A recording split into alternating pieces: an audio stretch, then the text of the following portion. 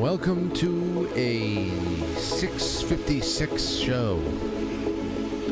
It's Thursday night. It's the 27th of July, 2023. Here we are, picking up where we left off last night.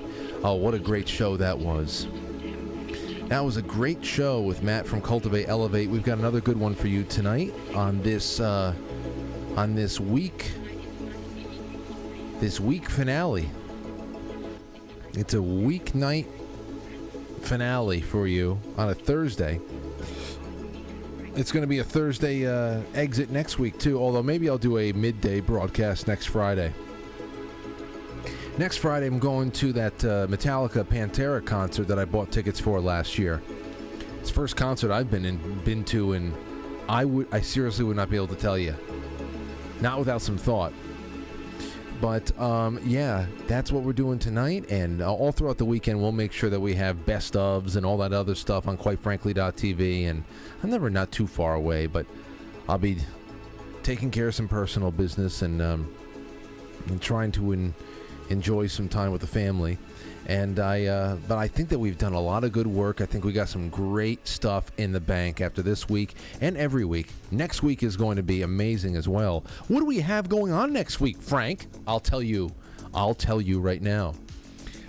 We have Payman Motahade. I'm going to have him say, I'd love to know what your last name is. Payman is going to be on with me on Monday night. He's from the Freedom Law School. We're going to be talking about income taxes, the truth about it, what we may all just be getting, what loopholes and what things we're overlooking here. I know all the accountants out there are going to be like, don't do it. But I figure we jump into that topic because I've wanted to do it for a long time, and I've gotten plenty of guest suggestions about it, and then a promoter or a publicist that I've been working with a little bit recently. And it's said, hey, I've got this guy too. You want to talk to him? I said, you know what? Yeah, throw him into the mix. So we'll see how that goes on Monday. On Tuesday, Rich Barris comes back for a nice vitals check. Though it'll be a short one because we got band practice that night. So Rich and I will probably go for about 40 minutes. It won't be the usual hour. Still, should be good. On Wednesday next week, August 2nd, Ryan Gable comes on to give a nice de-occulting breakdown of Oppenheimer, Barbie. I want to find a way to work Twin Peaks into that as well, since we're talking about atomic technology and the state of the world, the state of the cosmos. Next Thursday, a week from tonight, we're going to be sitting down with Michelle Ridley. Michelle Ridley is a therapist. She's in particular, in the grief business, getting past grief. And I got a lot of that I want to talk about. That's another great way to bring up nostalgia from a different kind of standpoint. Also just grieving. A lot of people are grieving all different types of things. I think collectively we're all just kind of grieving, the things that we know are gone. Wondering if we'll ever be able to truly build them back. So that'll be a great night, and I'm sure that we'll have some great calls afterwards. So you see, and then the week after that, on August 7th, Monday night, August 7th, Zoso Dude, he'll be making his way across the country, and he'll be parking his bike outside of the studio on Monday, August 7th. You know what we're going to do that night? With Zoso Dude in the studio, a man who has been to probably thousands of concerts. We're going to be talking about, finally, the best, worst concerts you've ever been to. We're dipping into that thread on quitefrankly.tv's forum. I know a lot of you have been waiting for that. It is one of the most contributed to threads that we've ever put out there. So this is going to be great to just read through those things, get Zoso's stories from the road and stories from life, and then taking calls on top of it. So you see, August and the last days of July are really looking good. But as for tonight, we have with us Lori Williams of intuitivespecialists.com.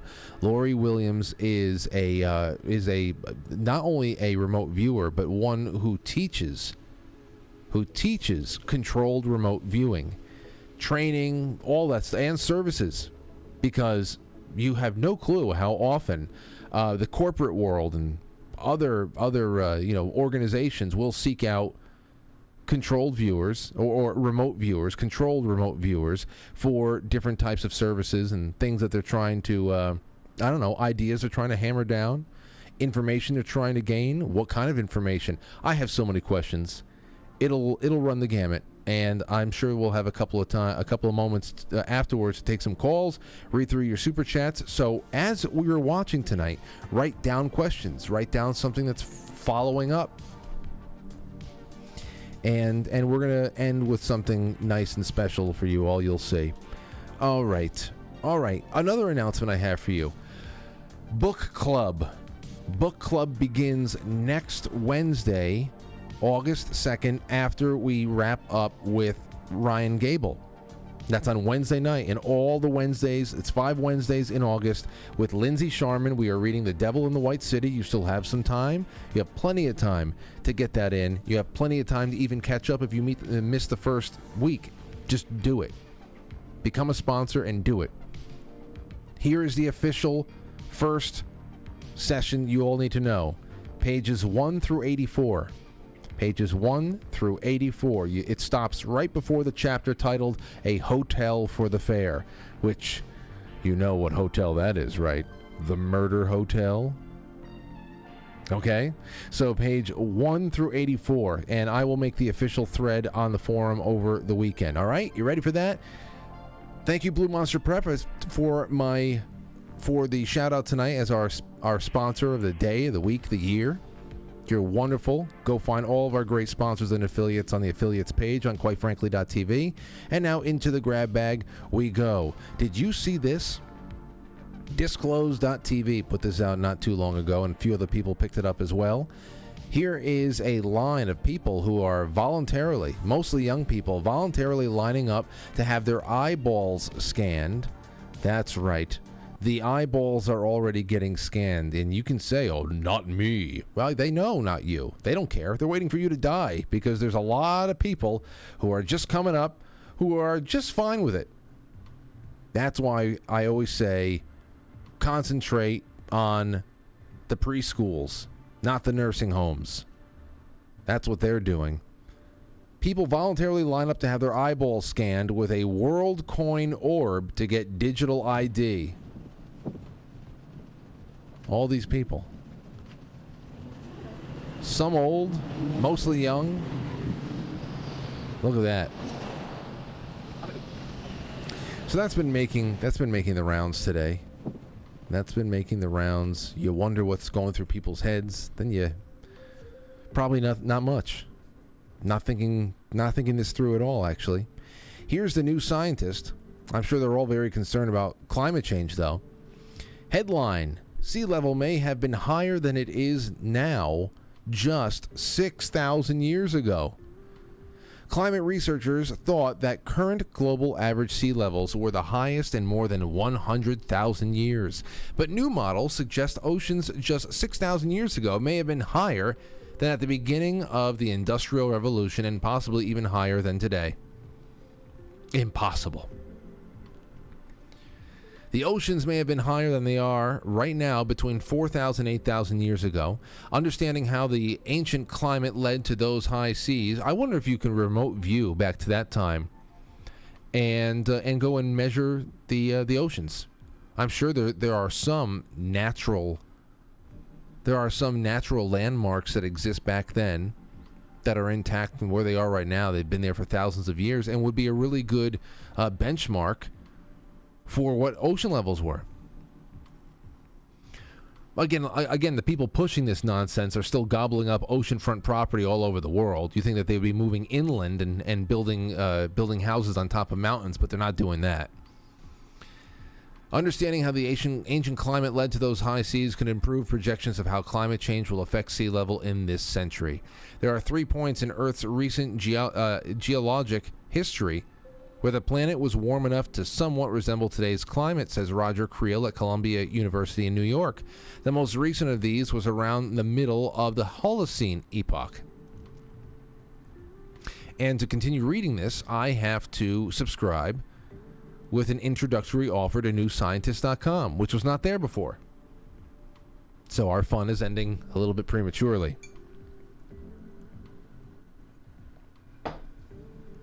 All right.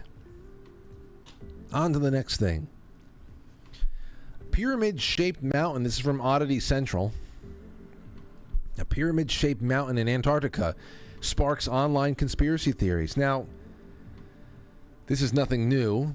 The pyramid shapes that have been examined from Google Earth or anything else in Antarctica have sparked theories for a long time. I don't know if they'll get into it. But there are some people who believe that Antarctica is actually a potential location for where Atlantis is and has now been buried under ice due to pole shifts. But that's only the tip of the iceberg. In fact, I still have a really awesome Antarctica thread that we have got to go through one night, maybe a Saturday evening. Wonderful thread. Either that or a Friday night. This one came off of, I think, 8chan, and it was an Antarctica Anon that spoke of arachnids and all types of things going on down there. Creepy. And the more you read it, the more what if keeps growing. A pyramid-shaped peak in Antarctica's Ellsworth Mountain range, the whole mountain range there, has been fueling all sorts of conspiracy theories involving aliens, ancient civilizations for at least 7 years. Satellite images of pyramid-shaped mountain peak in Antarctica first appeared on the internet in 2016, measuring 2 kilometers square in each direction at its base, a design reminiscent of Egyptian pyramids, which would make sense because if it is Atlantis, because the ancient Egyptians were the descendants of the Atlantean survivors, if you remember your lore. The geological structures instantly became the inspiration to all sort of online conspiracy theories. Some claimed that it had been built by an ancient civilization 10,000 years ago when Antarctica was warm, while others said that it was the work of aliens. But while it's true that a naturally occurring pyramid of that size seems unlikely, geologists would tell you that this is actually just that, a mountain that happens to look like a pyramid. Pyramid shapes are not impossible. Many peaks partially look like pyramids, but they only have 1 or 2 faces like that, rarely 4.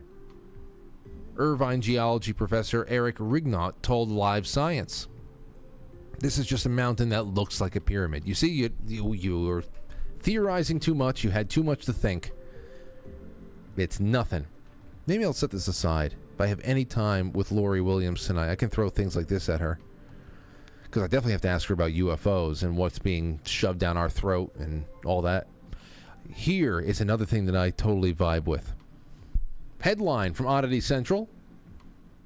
Man ruptures lung while screaming at a concert of favorite idol group. A 19-year-old man in China reportedly ended up with a hole in his lung while screaming his heart out at a concert of his favorite idol group. A young man from Shenzhen, China, recently suffered a pneumothorax. I didn't know that was a thing. Learn something every day. Also known as a collapsed lung. While screaming loudly during a concert at his favorite idol group, Chinese media reported that the 19-year-old was enthusiastically screaming during the band's performance when he suddenly felt a sharp pain in his chest. He started experiencing difficulty breathing almost immediately and ended up passing out. The unnamed youth was taken to the emergency room of a Shenzhen hospital, where doctors concluded that he had suffered an alveolar rupture in one of his lungs due to excessive screaming, I should say, during the concert. Now, this is... I'm going to a concert next week. This will not be happening to me. I don't scream during concerts. Sometimes I do. I'll go, you the little hoot. Yeah. You do a yeah or something like that. But I'm not a big concert singer. Everybody around you singing. I just like to watch bob my head, check things out, just be present, have a good time. There was a time where I just wanted to be in the pit, all that. Never crowd surfed, though.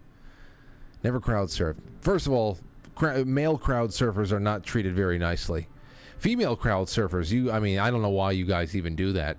You're just pretty much getting molested by everybody. That's just like a green pass. But this is me at a wedding. The ruptured lung. This is me at a wedding or any other smaller gathering where there's a DJ there. That's when I have the ruptured lung and my voice is destroyed for a couple of days. No concerts. Don't need to scream. Don't care about the lyrics. I blow out my voice talking about landscaping or something stupid in a setting where there's a DJ going on and where you can normally have a leisurely conversation. You now have to project over gasolina or whatever the hell it's called. It's just, you can't, so, yeah. I won't come home with a bad voice on next Friday night. But the next time I go to a wedding or a first communion, forget about it. 48 hours, I'll have to go on complete radio silence. All right. I think that's all we have in the opening here. I think it's so. Let's get on with the show, because I would love to read a little bit about our esteemed guest tonight and set the stage a little bit, get you all warmed up. You ready for that? All right. Without further delay, let's get this one started. Thank you so much, and help me share the show. Whether you're watching live or on demand, get it out there, please. Help me out, and let's create some great momentum going into the weekend, especially you people on YouTube and Rumble. Encourage each other to like the stream. It is so important. It's so important. YouTube, guys, big push and a heave. In fact, on YouTube, go to Rumble to like over there too, then go back to YouTube. Rumble, go to YouTube, like it over there, then go back to Rumble. Let's just double everything, especially with YouTube. Let's just hit that 100K to say that we did it. It's not a big deal, but let's just say that we did it, damn it. All right, we'll be right back. Don't go anywhere. I'm a little weenie looking for a bun, just a teeny weeny itty bitty one. If I keep on cooking, I'll be overdone. Pickle and onion, hot dog. Get out of here!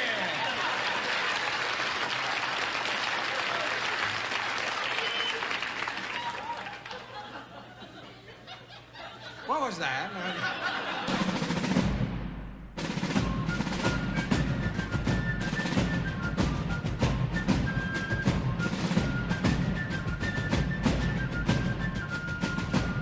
You let one ant stand up to us, then they all might stand up. Those puny little ants outnumber us 100 to 1. And if they ever figure that out, there goes our way of life. It's not about food. It's about keeping those ants in line. That's why we're going back. Does anybody else want to stay? Let's ride!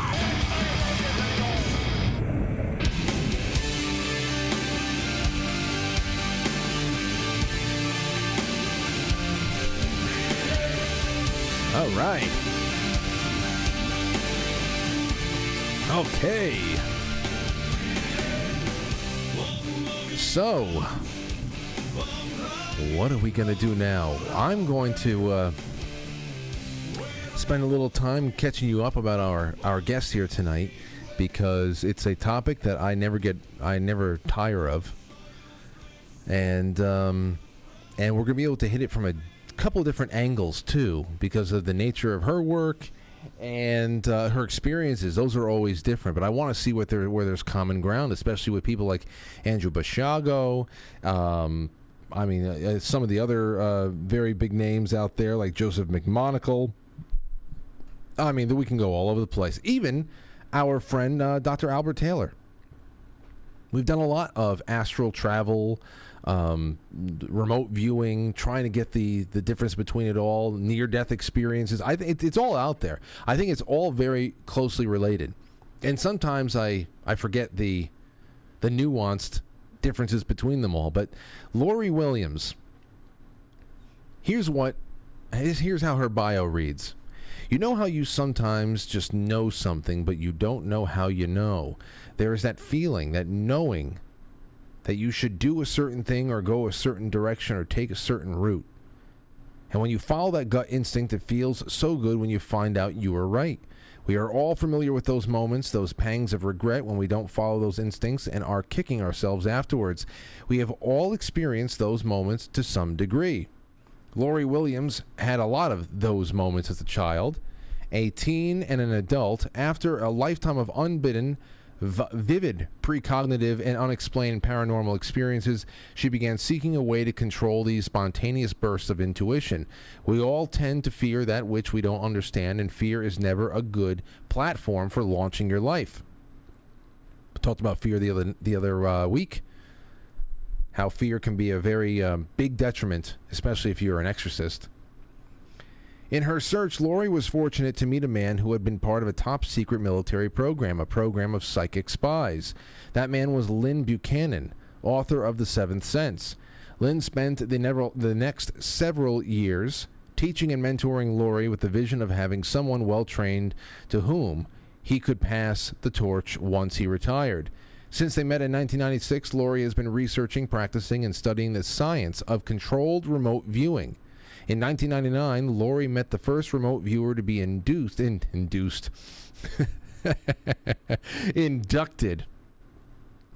into the military's then fledgling psychic spying unit.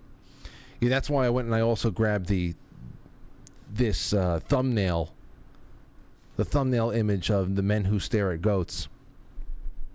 We had one of those men who stared at goats in this audience for a long time. A veteran, good friend of mine. He's a late great friend of mine. Gadget Doc. His father watches the show now. Brian Sr. He was one of the men who stared at goats in the Army. Got some things out of him, but there's a lot he couldn't talk about. Teased him a lot too, because the whole goats thing, and Anyway, over the years, Miss Williams has spent countless hours honing her remote viewing skills through practice sessions with provable feedback. Can't wait to talk about that. You have to talk about that. Always wondering, how does a person know that they're actually getting somewhere, or is it just an imagination? Their imagination at work, or did they just fall asleep? If I was doing remote viewing, I bet you any money I would just fall asleep, have a vivid dream, and think that that's what it would be.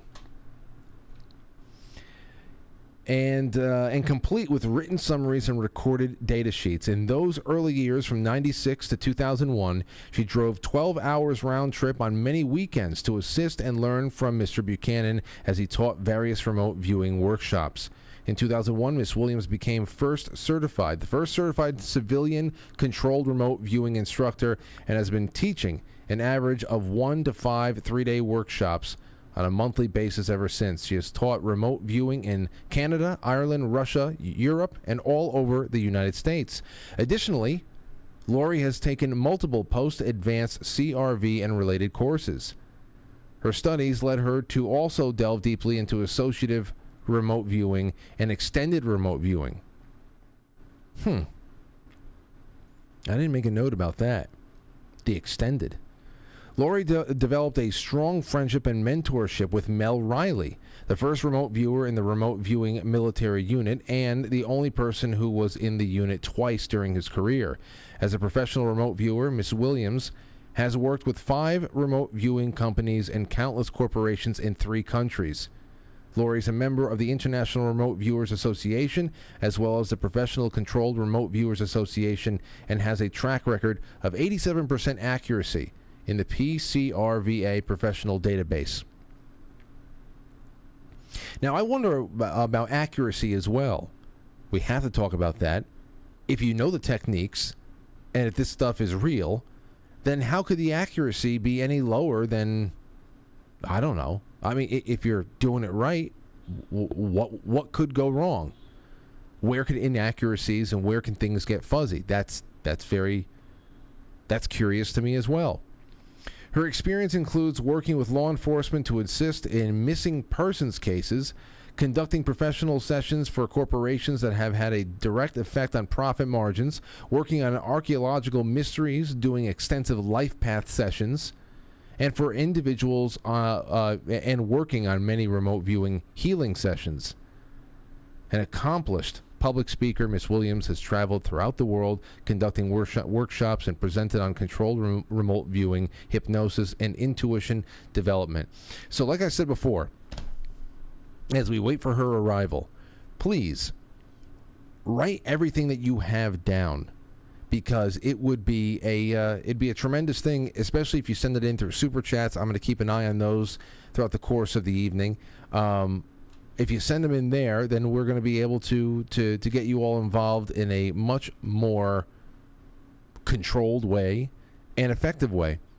Too much going on. All right, just another minute, and we will be on our way. Now, in her media kit, that's the other thing I had over here. In her media kit, she was talking about how there's also classes that she does that are absolutely free.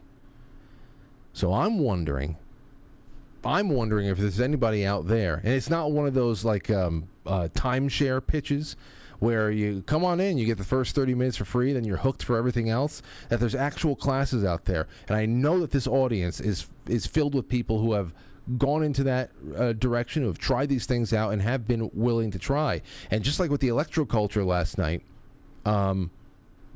if anybody out there is inspired to try any of these tiny techniques, these basic to intermediate techniques that can actually go out and learn a new skill like this, you gotta let me know what you've done.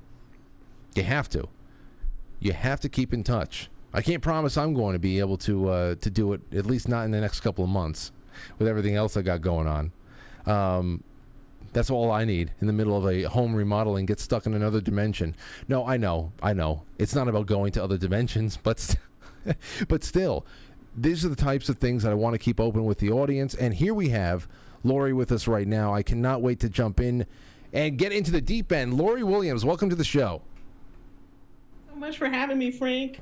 I'm really honored to be here. It's an honor having you. It really is. And I guess we just read through your bio. I'm just bubbling with questions. I guess the first thing I'd say is, before you met the big mentors in your life, you said that you had a past that was filled with paranormal, unexplained experiences, things that were just tugging at you, that you knew that there was something going on. You were a lot more sensitive than others. What kind of experiences were you having?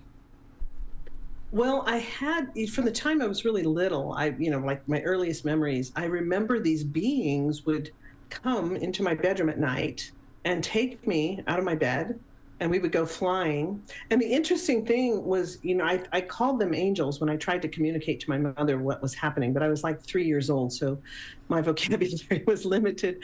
But I remember calling them angels, but they actually, in my memory, they were wearing long, dark, they look kind of like Keanu Reeves in The Matrix. They had these long, dark coats on and long, dark hair, and they seemed male to me.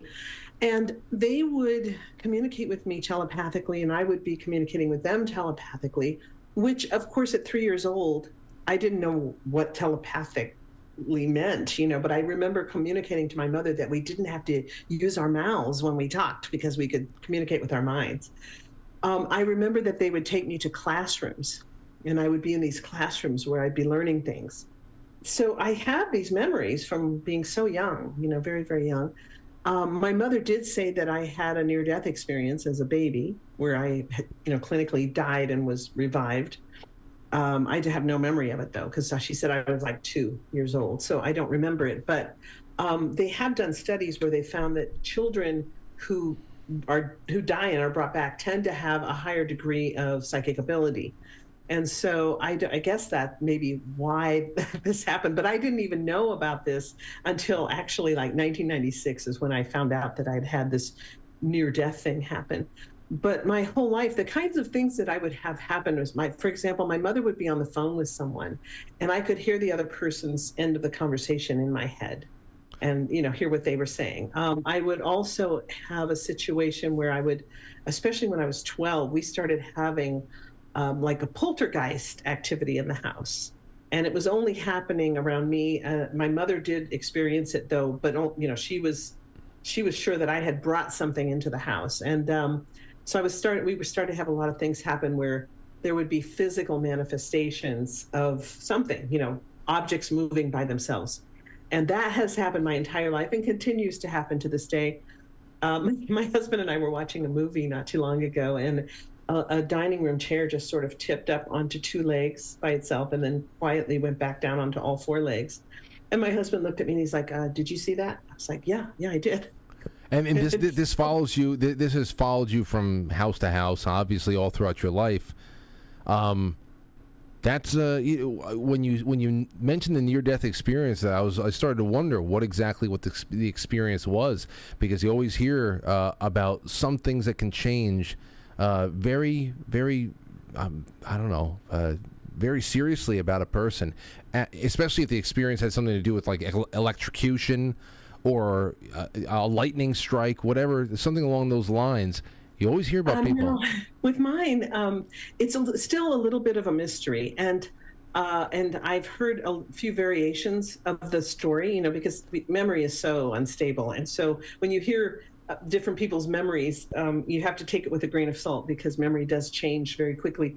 But my mother's version of it was that she took me out, woke me up from a nap, put me on the floor of the living room, and it was kind of a living room kitchen area. She went to go wash some dishes up or something, and when she turned around, she said, I turned around and you were flopping on the floor like a fish. And she came running over, and I was turning blue, and my eyes were open and fixed and glassy, and then I stopped breathing. And my two older sisters were kind of peeking out. One was probably, I don't know, 4 or 5 years old. The other one was probably 7 or so. And they were kind of peeking out, watching all the drama. She ran to the door that led to, there was a duplex. And so she called to the Hungarian woman who lived in the other half of the duplex, whose name was Mrs. Bartoli. And she screamed for her. She came running up and grabbed me by my feet and started pounding me on my back, thinking I was choking on something. Then they asked my sister if they asked my sisters if they had given me something. One of my sisters said she gave me a piece of paper, like put a piece of paper in my mouth. But anyway, when they finally got to the hospital, though, the doctors said they thought it was a febrile seizure that had happened. So, it's kind of an unknown. There's a few unknowns involved with this. Definitely, it's a trauma, though, and we all know what trauma can do to people, whether it's just naturally happens or it is induced by a controlling party. Trauma is very, very life-changing, and that's also okay. So that's a very interesting backstory. I'm sure that we can go into that for hours more, but from there, it seems like it sets you on a path, curiosity, wondering what this is that you're experiencing, what you're plugged into, and then you meet two in the 90s, one after another, two of the bigger mentors in your life. Start with Lynn Buchanan, then we can talk about Melvin Riley. They were involved in military programs for psychic warfare and spying. Tell us a little bit about these two men and how they came into your life. Well, Lynn Buchanan, he also had a lot of experience with psychokinesis, which is what it's called when objects are moving around you without, any human interaction. He had that his whole life. And so when he had a situation happen in the military where he kind of blitzed out a bunch of computers, not just in the US, but apparently in China and Russia as well. Like this whole grid went down of computers, and it was top secret. To this day, I don't think it's a known thing. It's nothing that's been published. But the brass were very aware that he had caused it. And there's a little scene in the movie, the comedy movie by George Clooney, Men Who Stare at Goats. There's a little scene where George Clooney's character, whose name happens to be Lynn, spelled L-Y-N, which is Lynn Buchanan's first name, walks into a room full of computers, and they all go poof, and they all break. They all just die. And then it shows the general saying, "Did you blitz out our computers?" And he said, "Yes, sir, I'm afraid I did." And the response is, "Far effing out." And so that actually happened. That is exactly what happened. I mean, it's a little different than it was portrayed, because he didn't walk into the room and the computers all burst. He was getting ready to demo something that someone had sabotaged. And he found that throughout his life that if he got very angry, that anger would affect things around him, especially electronics. And so the guy, when he looked at the guy and everything kind of blitzed up and there was like a little weird thing on the screen when he was supposed to be doing this demo of this program he had created for the top brass, the guy looked at him and just went, "Gotcha," and walked out. And his anger, he didn't want to, hurt anyone. So he directed all of his anger into the computers and they all blitzed out. So, and so then the general did say, "Did you blow up our computers?" And he said, "I'm afraid I did." And he said, "Far effing out." And that's when Lynn ended up getting put into this unit of psychic spies for the U.S. military.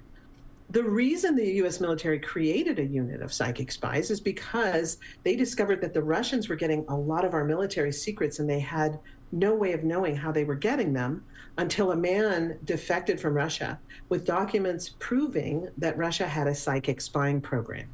And so, governments being what governments are, the response is, well, if they have one, we have to have one. And so they went to Stanford Research Institute, which at that time was a top secret think tank, with these physicists who helped develop the laser, Russell Targ and Harold Puthoff. And they said, "Hey, we've got this problem. We need you guys to research this." So they started doing a lot of research into psychic phenomena, ESP, telepathy. They got two main guys that they were experimenting with. One was a retired detective from Burbank, California, named Pat Price. And the other was an artist from New York City named Ingo Swann. And they would put these guys in these what are Tesla tanks, they would put them in these tanks that were shielded from EMF and all these things to try to see if they could be psychic, even though they were shielded from everything around them. And these guys did incredible things, and they actually ended up, after all the years of research, they ended up with more solid proof that telepathy and clairvoyance exists than the FDA has, proving that aspirin is effective as a pain reliever. So meanwhile, Lynn Buchanan gets put in this unit, and the unit by this time had been around for a while. It had been around for a few years, and he gets put in it, and he starts out handling the database, putting in all the data of these sessions that were being done, and then he eventually, after he got trained, became a trainer in the unit. When it got declassified in 1995, it was right around that time, just after it got declassified, that I was really doing a lot of research into trying to understand what had been happening to me my whole life. I had encounters with ghosts. I had a lot of precognitive dreams, just so many different things. And then these, the thing of objects moving around me. So I was like, okay, what is this? I have to understand it. And I really wanted to reconcile that with my then belief systems. So I happened to run into a man at a conference who had been the psychologist in charge of the 20-year program for the U.S. military ran, the psychic spying program. And the funny thing was I had no idea who he was, but he was a presenter at this conference. And I had a dream about him one night. He was a total stranger, but I had this dream about him. The next morning when I saw him and we were standing out waiting for the doors to open to the ballroom for the conference, we were just the two of us. So I asked him, I just started telling him about this dream that I had, and he started asking me some questions, and we got into a conversation. And somewhere along the line, I was like, "Oh my gosh, have you seen this new book that just came out? I haven't bought it, but I saw it on the new arrival shelf. It has something to do with psychics in the military." And I had no idea why I was asking him this question. It's just sort of like, did I say that with my out loud voice? And he said, "It's really weird that you're asking me about that book because I'm a character in that book. I was in charge of that military unit. I was the psychologist who vetted the guys going into the unit." And so then he was very interested in me, and he started kind of leaning into my space and asking me a million questions. I started getting a little uncomfortable and trying to move away. But finally he said, "When you get home, go on the internet." And the internet back then was still pretty young. Oh yeah. Go on the internet and look up controlled remote viewing. So that's what I kept trying to remember, that controlled remote viewing. So when I got home, I looked it up and I stumbled upon a website that had been put there by Lynn Buchanan. And it just sort of like all the chorus of angels started singing, and I could just knew this is the answer I've been looking for. So I, with great trepidation, wrote an email to Lynn Buchanan, who responded very graciously, and found myself having to travel the very next week to within 40 miles of where Lynn lived. And I got stuck over the weekend back then. And so, long story short, I ended up at Lynn's house with him and his wife. We talked for 5 hours. And it was rather funny, though, because after I left, his wife looked up and said, "Lynn, you have to stop inviting these crazy people to our house." Well, you know what? That was 1996, so I guess that's he said the reason that they thought I might have a screw loose was because he said they thought I was 25, and I was talking about having 7 children and a grandchild. So they thought that I had this imaginary family, because how could this 25-year-old girl have 7 children and a grandbaby?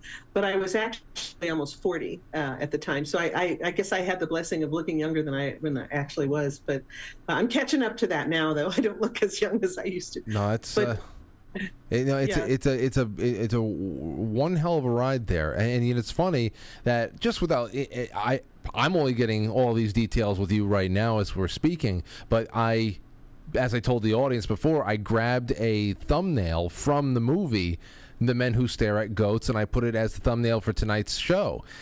So the fact that you bring this up and there was actually a direct link with that movie is something else. I was just trying to be in the arena of the kind of atmosphere we're creating for the conversation tonight.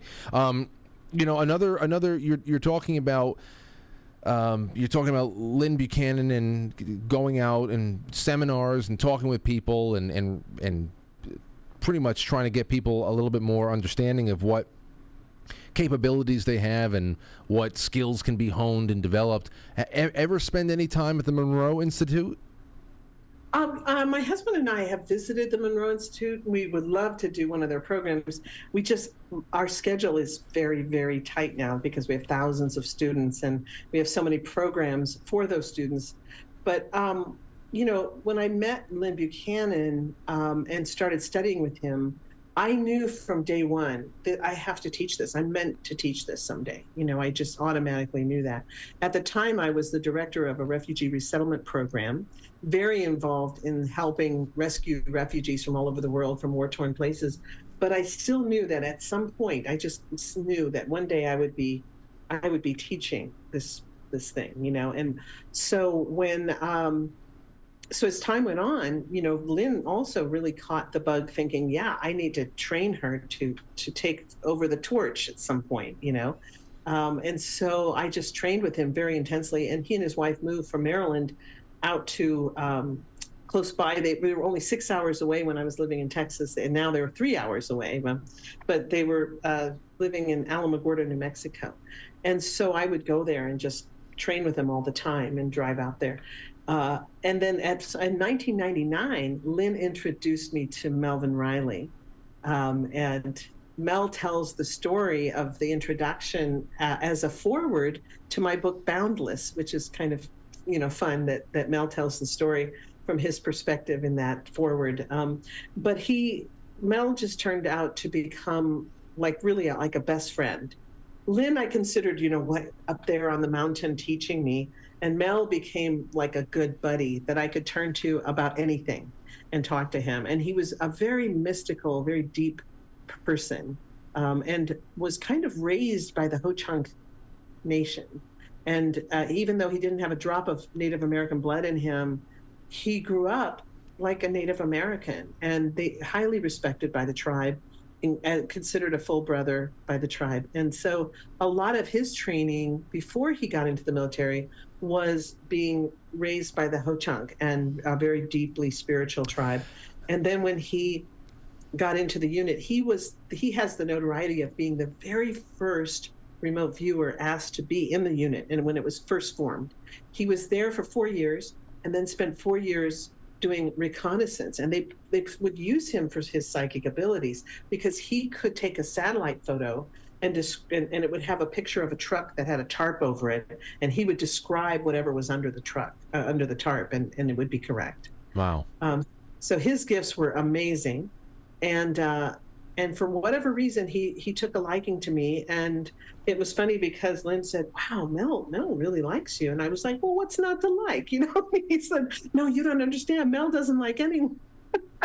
Well, So you got to be very protective. You got to be very protective, and I guess you have to be very suspicious of people, and especially if you've gained the trust of any Native American tribe around here, you're probably carrying perspective from totally different cultures that exist in the same space.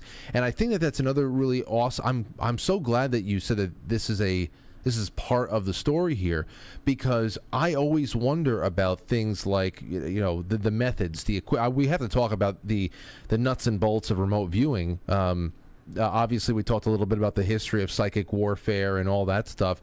But as far as methods and equipment go, you have these Native American and more shamanistic cultures, whatever, that are they're using just almost more primitive nature-based ritual to be able to open up doorways to other worlds and dimensions, or to remote view. And then on the other side, we have this technocratic idea of chronovisors and Montauk chairs and stargates. And I wonder what's is any method more I don't know, efficient than the other to rely on the technology, or just Of course, I'm prejudiced because I love controlled remote viewing, which is a written, structured way to separate imagination from true psychic perceptions.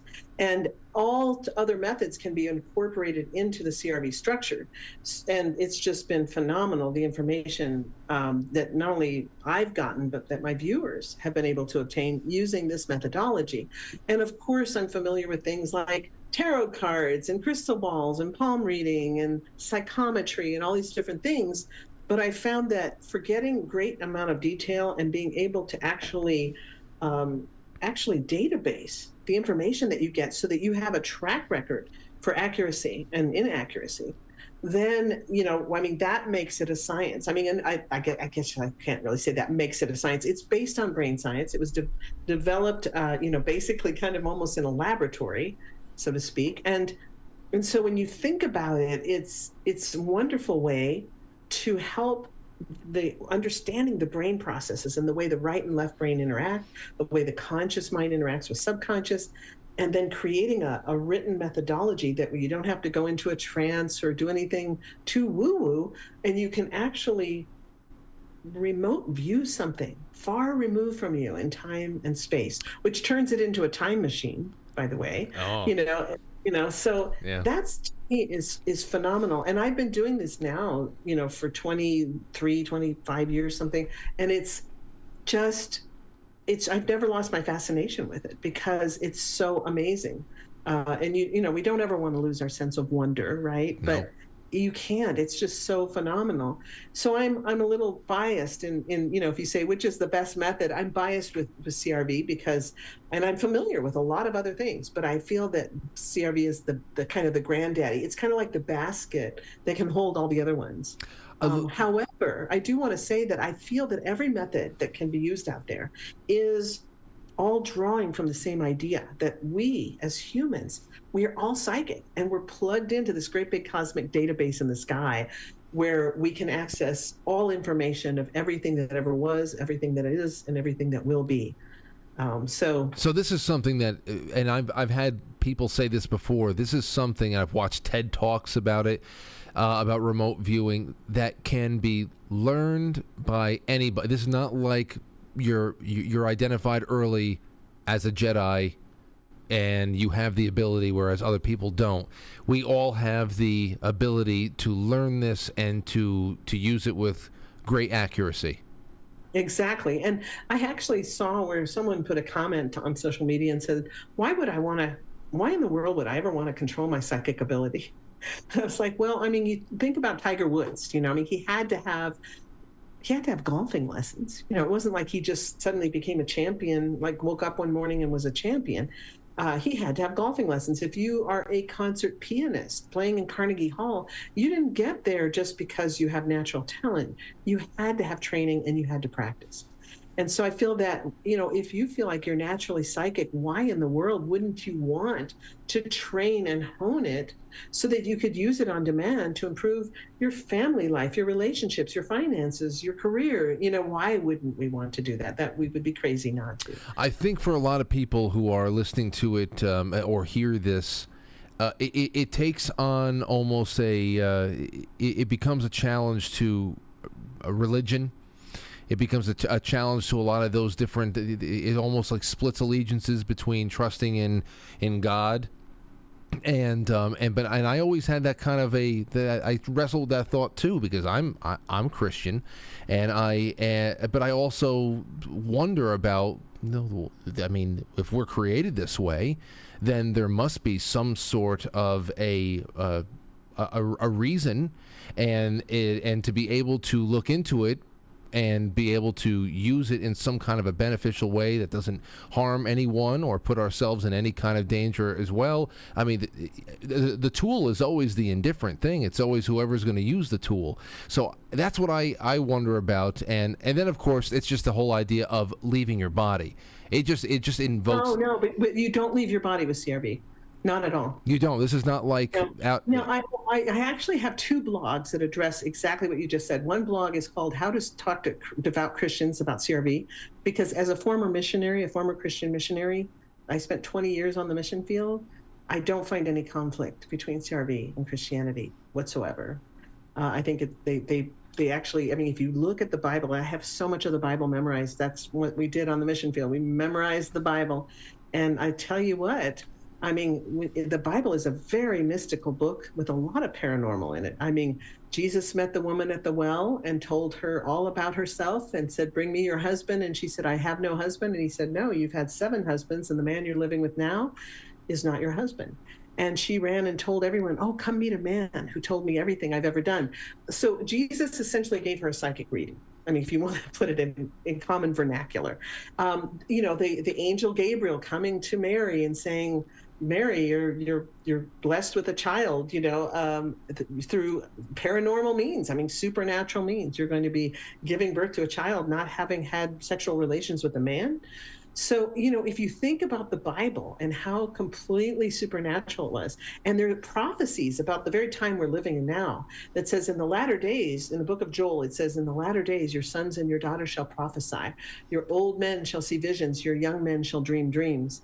So it's really prophesying that there would be a surge of intuitive ability. There is that surge. There is that surge going on, because whereas some more people are being drawn into themselves and asking those deeper questions and going on these journeys and developing themselves in ways that they always thought was, very traditional and retrograde, and there's no need for it anymore. Well, a lot of people are reverting, and they are taking it very seriously, whereas others are descending into absolute chaos and taking their hands off the wheel altogether. I mean, there's just madness in other parts of society. So it is crazy to see people taking that fork in the road.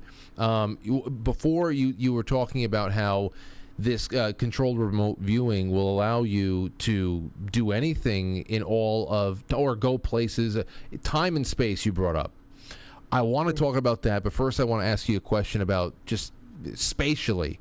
I have been told over and over again that even the sky is not the limit with remote viewing. You can remote view anywhere. But my question to you is, how do you establish locality of your target? For example, if you are a New York native and you've never left New York, but you're honing your skills and you're talented remote viewer, you have a lot of potential, and you want to go see the Great Pyramid of Giza, how are you getting there? Especially if you have no aeronautical experience, how do you get there? How do you establish locality of anywhere you want to be? Well, first of all, we don't leave our body. And I mentioned that there were 2 blogs that address what you were talking about. One of them is called "What is the Difference Between OBE, Out-of-Body Experience, and CRV, Controlled Remote Viewing?" Because we don't leave our bodies in CRV. Okay. So if you think about it, radio signals, for example, they go from the planet, from the Earth, up through the atmosphere, and they bounce off on the outer edge of the atmosphere and come back down, right? I mean, that they're bouncing around the planet. And so when they first developed radio, they were like, wow, we can bounce these signals and hear people all around the globe, right? So think about that in a more spiritual way, and you think about humans and our subconscious mind being kind of plugged into God or plugged into spirit or plugged into the great big cosmic database. And so in a way, when we are asking to be able to see something, the Pyramid of Giza, what we do is essentially, it's like the conscious mind is like the interviewer, the reporter, and the subconscious mind is, it just kind of bounces. It's so fast, lightning fast. So the interviewer says, tell me about the Pyramid of Giza. Boom, suddenly there's information coming in. Now, there are different types of remote viewing, just as there are different types of martial arts, right? If you said I'm a black belt in martial arts, I would say, what sort of martial arts? And you'd say Taekwondo or karate. It's the same thing with remote viewing. There are types of remote viewing that are like tools in a toolbox, like the difference between a hammer and a screwdriver. And so with controlled remote viewing, it's essentially an interview and report methodology that's written so that you could give the police a written report so they can find the missing child, so to speak. But there are other types of remote viewing, like extended remote viewing, where you are in a rather hypnagogic state. And sometimes really advanced remote viewers, while doing a session like the Pyramid of Giza, since that's your example, then that can kind of get into this state and actually kind of feel like they're really seeing it. They're there. They're experiencing the smells, the temperatures, the breeze blowing on their face, etc. They can feel the crumbliness of the stones on the pyramid, etc. They can move back through time when the pyramid was being built and watch it get built and see how it was built and move to the technology that was used to build it, etc., etc. And so we actually use a series of what we call move commands and action cues. Action cues cause the viewer to interact with the target, like mentally lick the target, taste. We use these cues, and we use them in a very neutral manner so that we're not injecting information to the viewer. We want the viewer to be giving us information. We don't want to pollute the viewer, like, are there any smells there? We want to let the viewer describe. And our first mantra is describe, don't identify. And so for that reason, when we really need information and we want it to be pure, the best thing is to make sure that the viewer is blind to the target. The viewer doesn't know what they're remote viewing. That way, because if I said to you, hey, Frank, there's a criminal on the loose, I want you to remote view the criminal. Well, the fact that I use the word criminal, all of a sudden you have a ton of stereotypes that you may not even be aware of attached to the word criminal. And so you might say, oh, well, the criminal is kind of ethnic and he's violent and he's drug addicted and he's pockmarked and you might go into all this stuff. And it turns out that the criminal is actually the little old lady who's been embezzling from the company for 50 years. So in order to avoid that kind of pollution, we want the viewer to be totally blind to the target. And if any information is given to the viewer, we want the remote viewer to be given information that is neutral. So if you needed a description of a criminal, if you were a policeman and you needed a description of a criminal, the best thing to tell the viewer, if the viewer needed a little bit of information, would be the target is a person. Describe the person. That way you're eliminating all the things, associated with criminal. And so we try to keep things very minimal if we share anything with the viewer. It's still a little bit fuzzy to me how you can, and I understand. I mean, you spend years doing this, and you said that one of the biggest things I'm sure that, or I'm saying that I'm sure that one of the things that people mostly ask you about is, okay, well, prove it. How does one prove to themselves that what they're experiencing is not just their imagination? I mean, even if you leave out anything that is any kind of descriptor that is bias-inducing or prejudice-inducing in one way or another, and you're just giving them the picture of the Great Pyramid, how do you know? So here's how we do it. So first of all, when we have new trainees coming in who've never done any kind of remote viewing, and actually this is the reason that I created a free class on my website. Because let's say I did a session for you right now in front of you, and I really just described the target perfectly, and I had no way of knowing what it was because you chose it and you put it in an envelope and I don't know what it is. Even if I did it beautifully, you'd be like, well, that's Lori. She's probably, super good at this because she's been doing it a long time or whatever. So the only way to really convince someone is for them to do it themselves.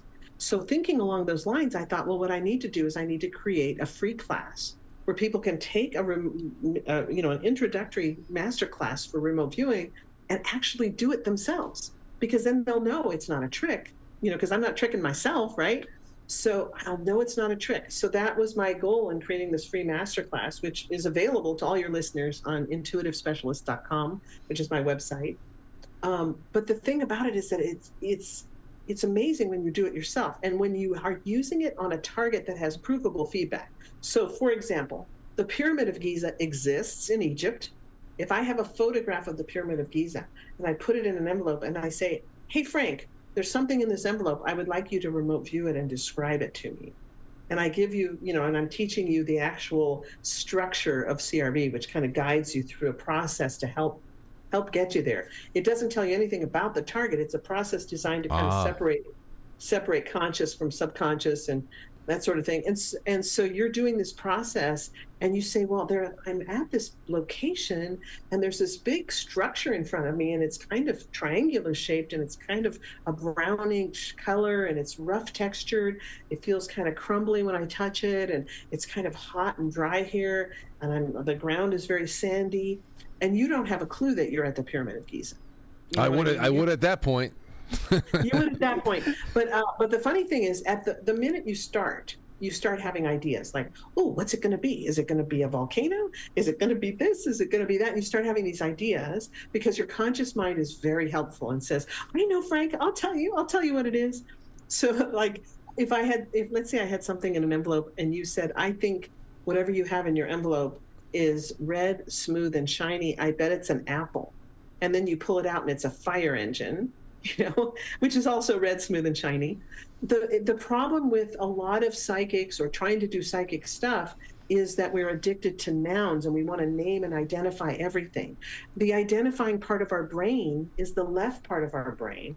And so it's the one always raising its hand and saying, I know what this is. And it will pull out a noun, but the nouns are frequently incorrect.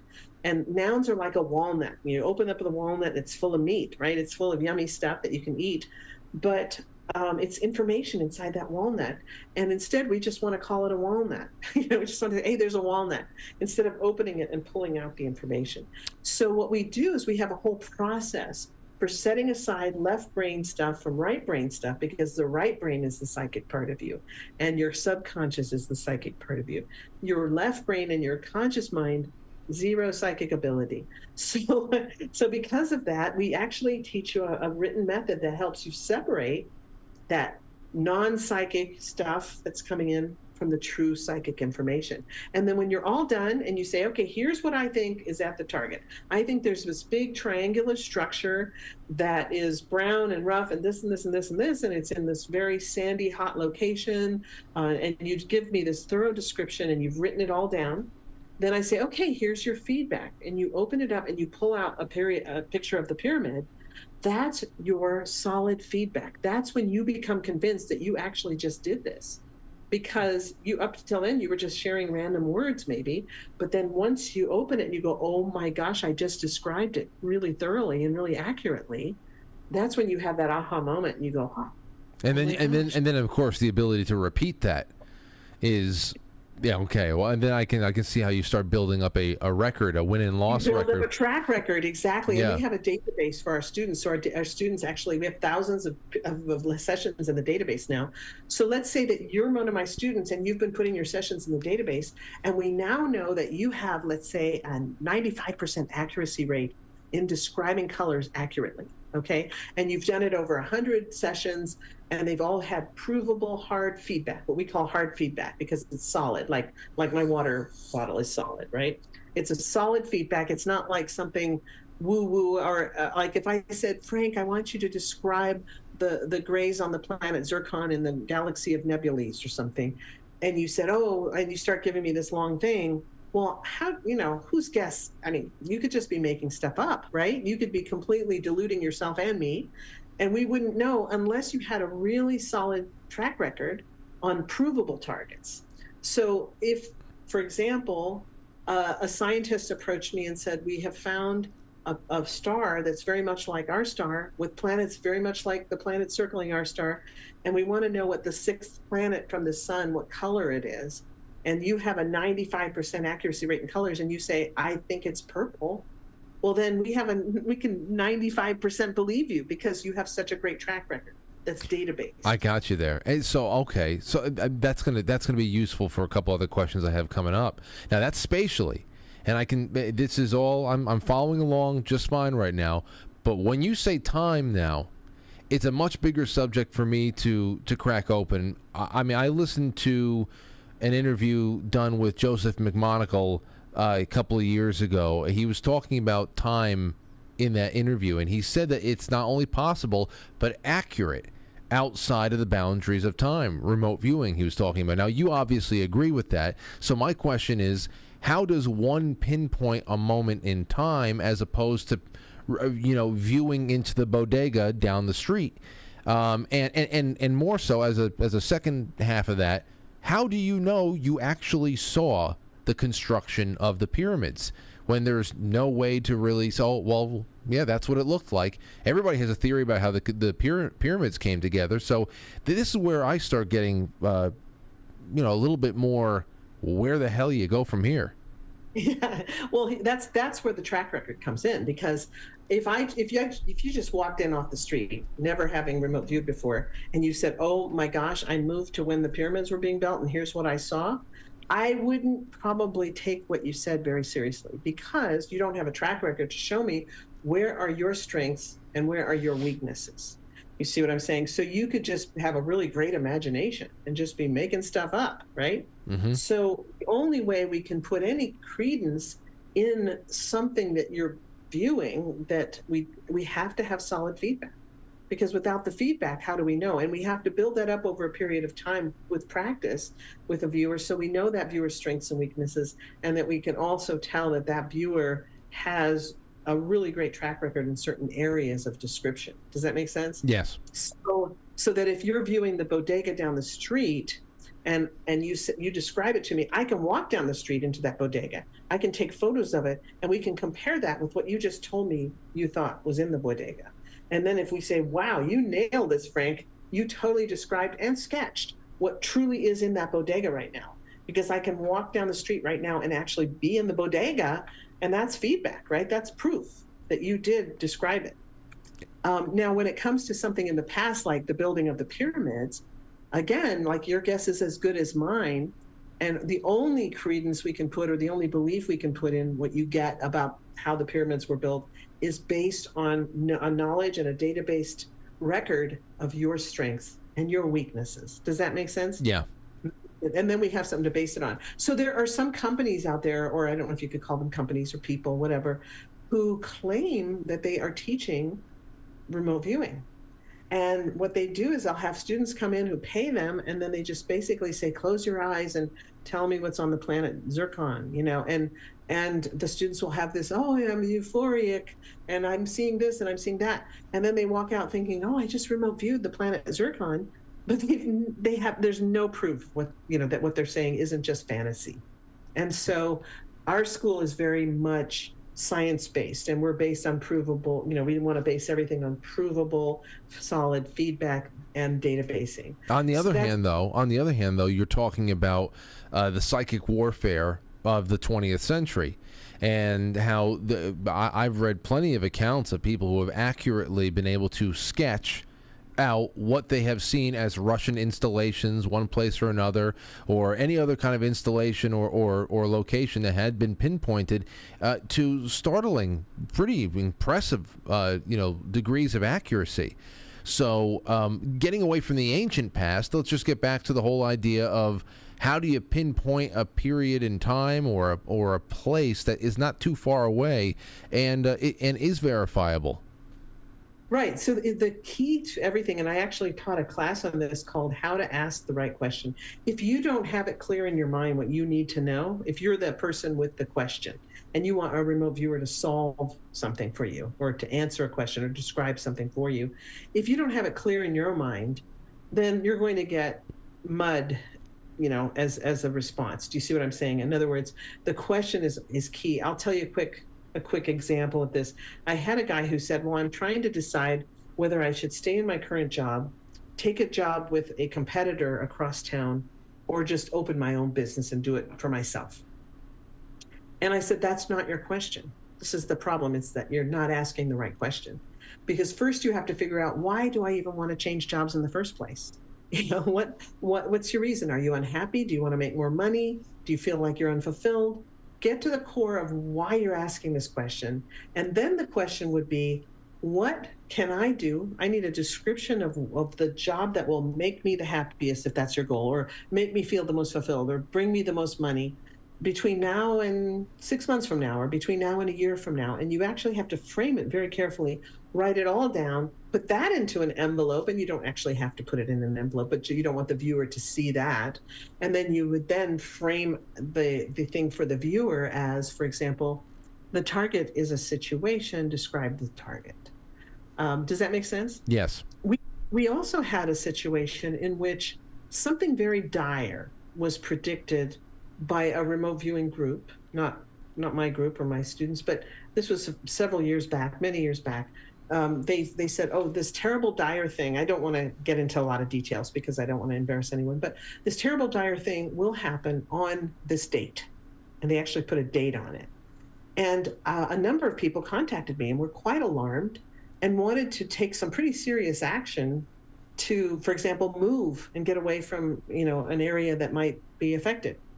And I responded with, it's not going to happen on the date. And they said, how do you know? And I said, because I just know. But then I said, I will have my top viewers and I will blind task them. And so what I did was I took a group of my top most professional viewers and I gave them key locations. They did not know that I was giving them these locations, but with each viewer, I assigned a location that was supposedly going to be threatened by this event that was supposed to occur. And I said, okay, you've each been assigned a location, and I would like for you to view that location in present time right now and describe, just go to the center of this location, like a center street or whatever, and view, and just say, just describe what's happening. Well, all of the viewers, there were I think 8 or 10, all said, everything's normal. Nothing weird is going on. Okay, great. Move 3 months into the future and tell me what's happening. Everything's normal. Great. So I did that in 3-month increments for 2 years into the future. And the only thing that came up was that in 2019, I believe, in June, in Corpus Christi and in Houston, there was going to be heavy rains and some flooding, which did end up happening. And that was like a year and a half into the future at the time. So my point is that you can move viewers around in time quite easily because the subconscious mind is completely unlimited. That's why my book is called Boundless. Boundless, your how-to guide to practical remote viewing, because the mind is boundless and you don't really understand it until you experience it. And time is not at all what we think time is. Reality is not what we think it is either. So you can imagine me coming from a very binary belief system, because Christianity is quite binary if you think about it. It's God and the devil, heaven and hell. It's quite binary. And I was, very devoted missionary for 20 years.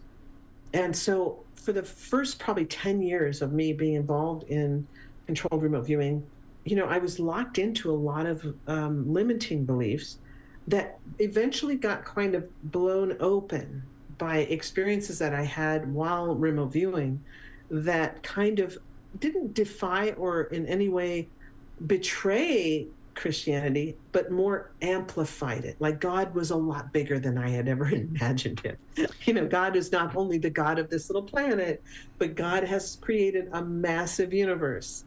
And who knows what other beings are also existing in this universe. Because I actually had a problem with UFOs. I mean, I was just like, I don't know about this whole UFO thing. Well, I don't know if I was going to ask you about that today too, because that we had this whole the UFO hearings. Now, I have a problem with government, and when anything that I'm interested in, once government and media are suddenly interested in, I suddenly have to check myself and say, am I still interested in it? Do I what is being corrupted before me and what is being changed. We have to get to that, but before we do, on what you just said right there, see, the thing that I am is I'm starting to realize a lot more, because coming into this, I'm thinking remote viewing, you have to get, when I watch, for example, Stranger Things or anything else like that, you have the main character 11 who has to put herself into a tub of salt water and prepare a room to be able to see things, and she gets into this trance-like state, and all of a sudden she's off. And then when I talk to somebody who is an expert in out-of-body experiences or anything like that, we get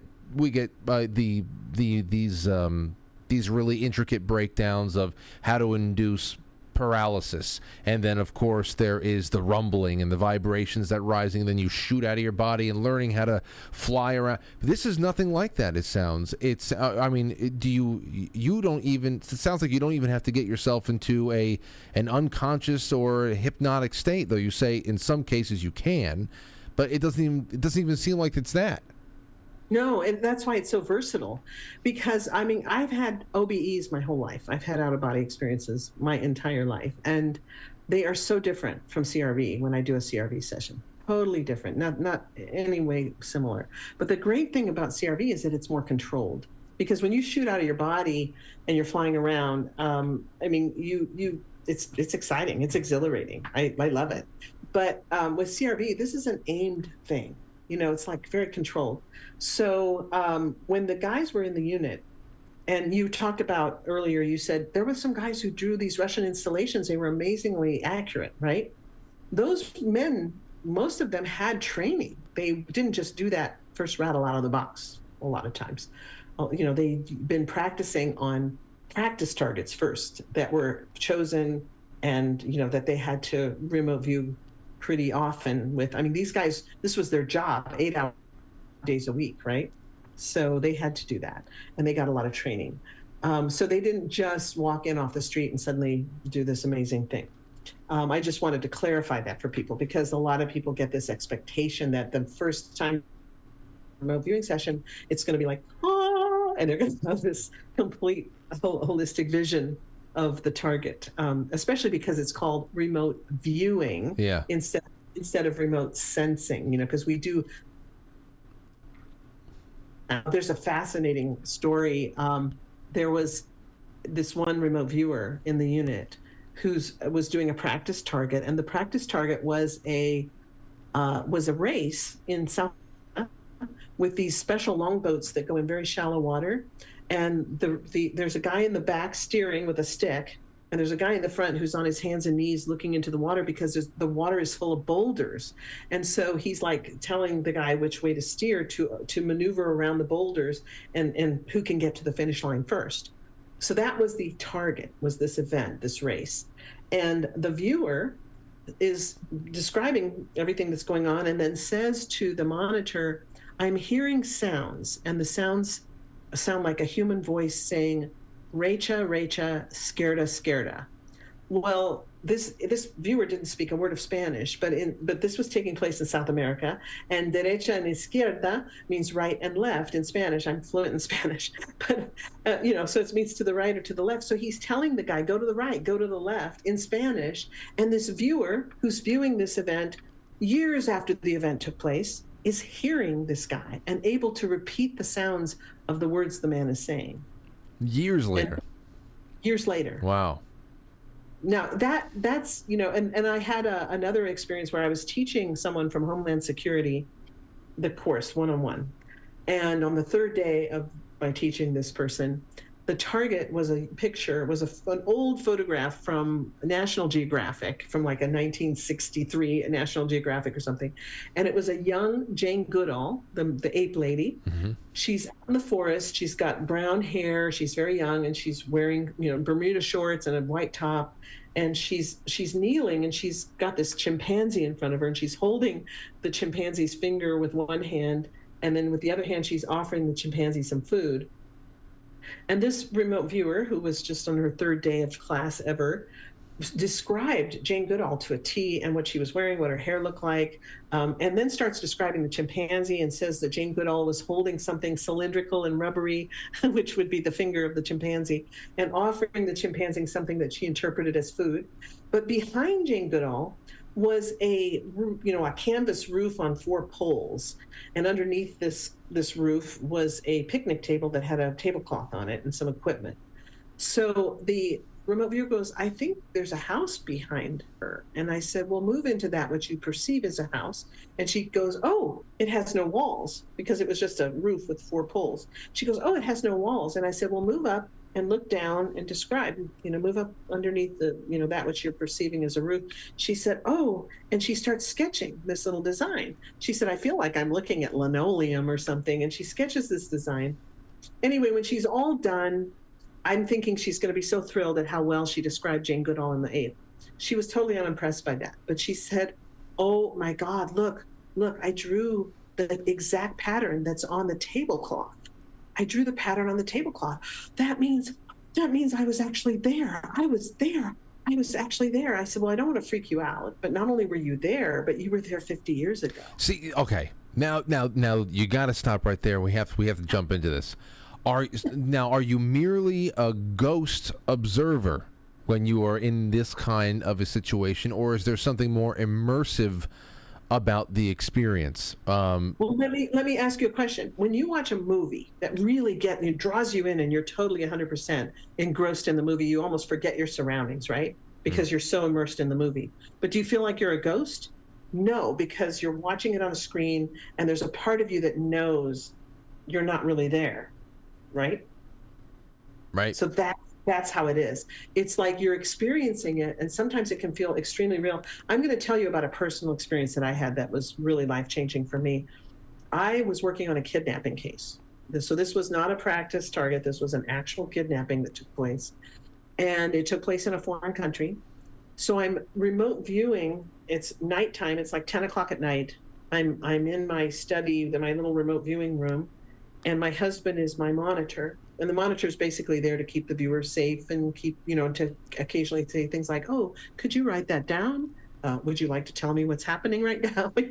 Would you like to move to the thing you just mentioned? So that's the viewer's job. The monitor's job is just to keep the viewer, do you need something to drink? Would you like to take a break? That sort of thing. And so so my husband's there, and I'm really, this is like my 3rd or 4th time moving to this kidnapping situation over a period of weeks.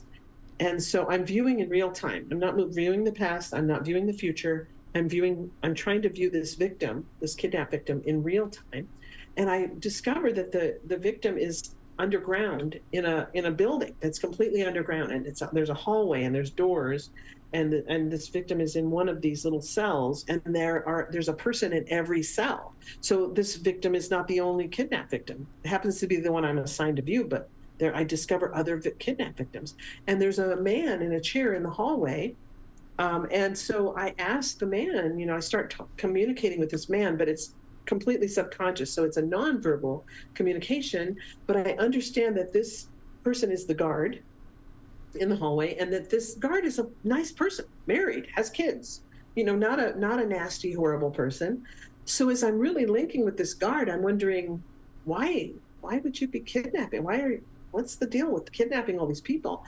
And the guard, and I get this name in Spanish, a long name, kind of like the Symbionese Liberation Army type of a name in a foreign language, and says, oh, because we are the blah, blah, blah.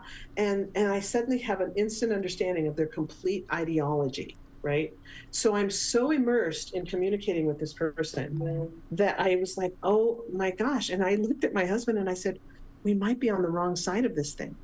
And my husband looked at me and said, does someone need to detox? Because I was suddenly feeling sympathetic to the kidnappers, which it would not be my normal way of doing things.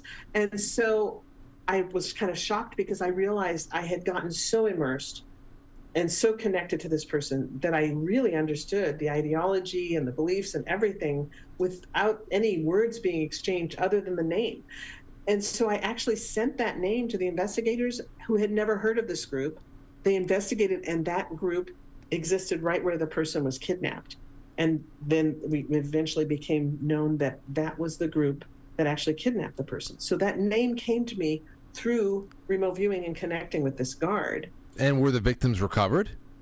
No, they turned out, well, according to what I understand, the investigative party had someone that was playing both sides of the fence, and because we would send information, the investigators would get there. There was complete evidence that they had just split. They had just left. But they found the place. They found the place exactly as you described it. The underground cells, everything. Everything, yes. And another thing too that happened was that from an aerial view, I sketched out where buildings were, where there was a water tower. There were these weird diagonal lines behind this one long building, and so while I'm really connected to this guard, my husband says, can you ask the guard, like, is there any kind of a town nearby? Because this was way out in the country, and I'm seeing this hill with these lights on it, and the guard is pointing and saying and it gives me the name of that village. And then my husband says, where's the moon in relation to? Because I was viewing in real time and it was a full moon. And so I pointed to where the moon was while still pointing. And it was almost like I was like in this guy's space so much that I was actually moving my body and saying, here's the hill, here's the moon. And so we went on Google Earth to try to find this village, and we couldn't find it. It's really tiny. And the next day my husband walks in from work. He was at that time working a day job, and he walks in and he says, I found it. And I said, what did you find? He said, I found the name of this village on a map. And I said, show me. And he said, I went to a map specialty shop. He said, because if you said it, I knew it had to be there, which is wonderful to have that kind of belief in me. But he found this amazing map and he found that village. And we went on Google Earth then because we had the latitude and longitude. And there it was, laid out exactly, the water tower, the buildings, the diagonal lines, everything exactly as I had sketched it. Wow. And then so it's really a powerful tool. Controlled remote viewing is a very powerful tool, but it's like a martial art, and it takes discipline and practice. And the thing that's a little concerning, and I guess this gets into another. I have a couple of questions about inherent dangers, if there are any. I mean, when you say that you're signed on for a kidnapping case, and you not only find the victim, but you find other victims in what seems like is a prison for human trafficking, and you go and you connect with a guard to try to get more intel, and that connection actually imparts sympathetic emotions into you. Obviously, these are not sympathetic people at all. I mean, anybody who rationalizes, whether they have a family at home or not, if they rationalize that, it's just a job, but there you are overseeing people who have been imprisoned and are being sold or whatever the hell else, that's not a good person. But you felt this sympathetic connection build involuntarily just because you were in there? Right, because when you connect with someone subconsciously, then you are seeing reality through their eyes, not through your own eyes, right? So you're seeing things as they see it, and therefore you're like, if I'm seeing Saddam Hussein and I'm looking through his eyes, then genocide makes total sense. Because, that's the way he believed, right? And this man that I was sympathizing with was a guard who really believed in the cause and felt like the means were necessary to achieve the end. You know what I mean? To achieve that would be an inherent danger. How long does that filthy feeling stay on you after you pull back from that? Yeah, well, that's why another reason we have a monitor, and I did write a book on monitoring, by the way. That's called Monitoring. That's the name of the book. But the reason that that's why you have a monitor there, because like my husband said, does someone need to detox? And we do a pretty thorough teaching on how to detox so that you don't bring Saddam Hussein with you home from work. You know what I mean? So that's the goal you have to know how to detox and how to thoroughly separate yourself from someone you might have connected with at the target. But I do want to say that most viewers, it's very rare that a viewer, you have to get really, really good at this before you get to the point where you could connect with someone that in that deep of a way. So I've been doing this for how many years now, since 1996. And so, of course, now I've developed these means to connect with people very deeply, but I also know how to detox from that so that I don't carry this around with me.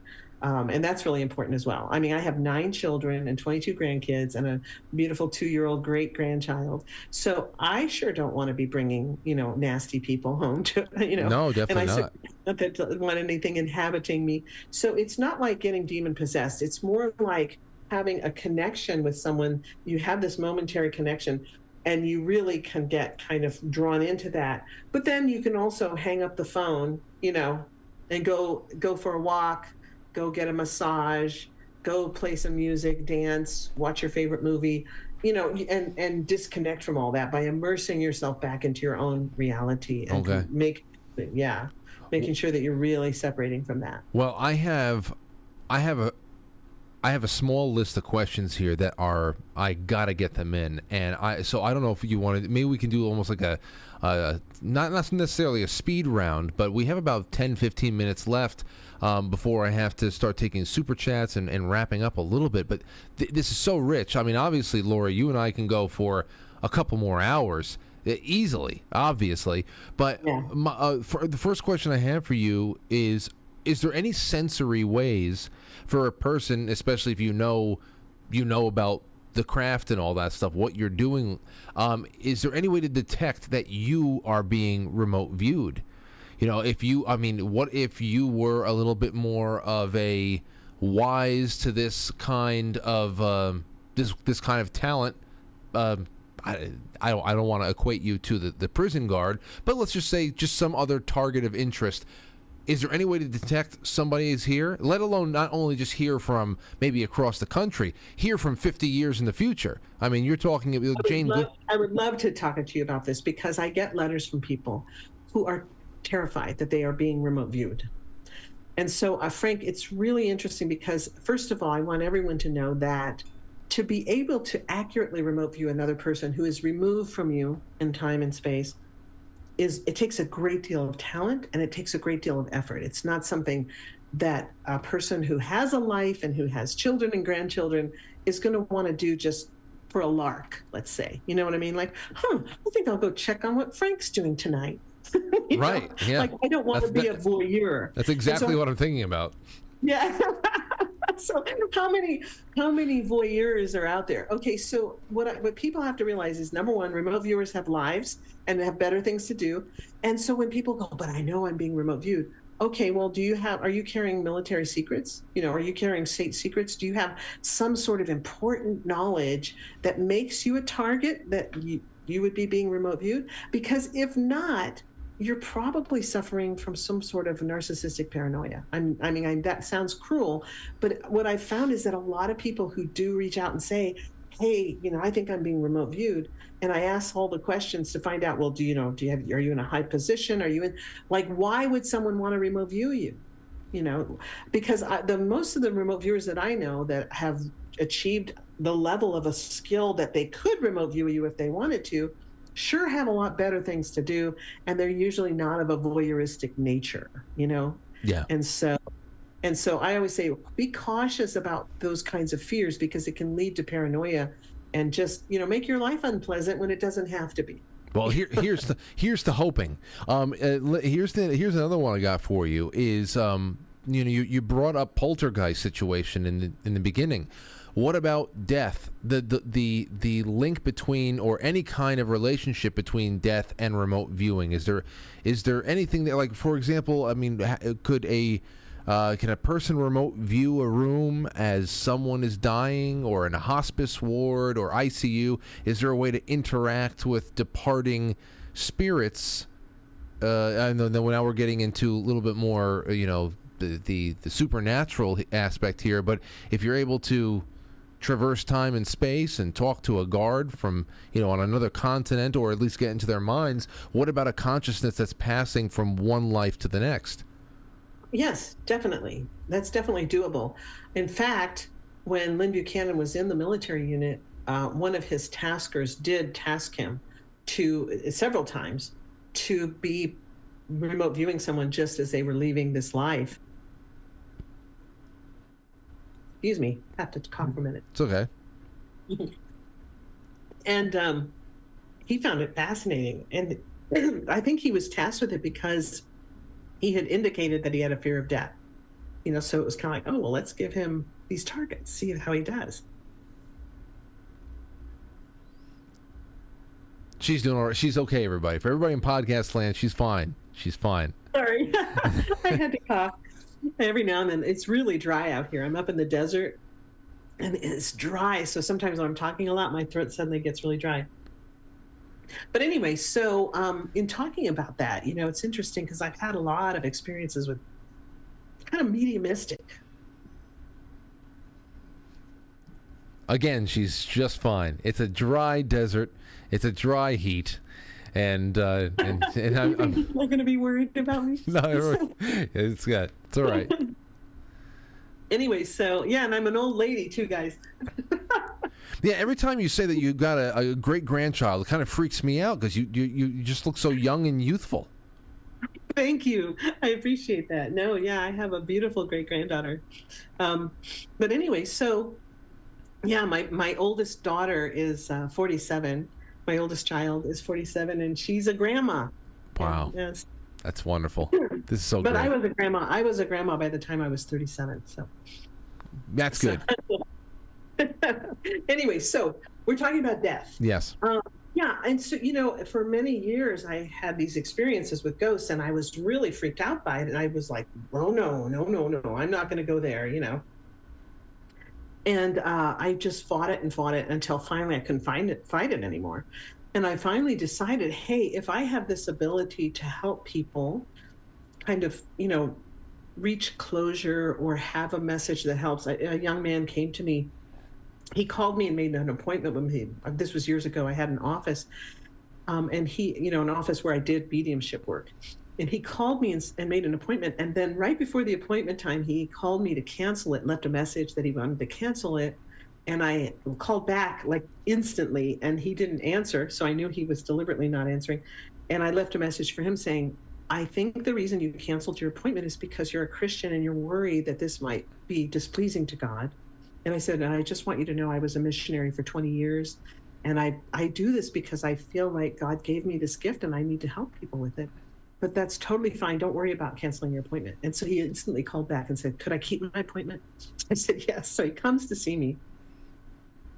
And I instantly just knew that his father had committed suicide by hanging himself.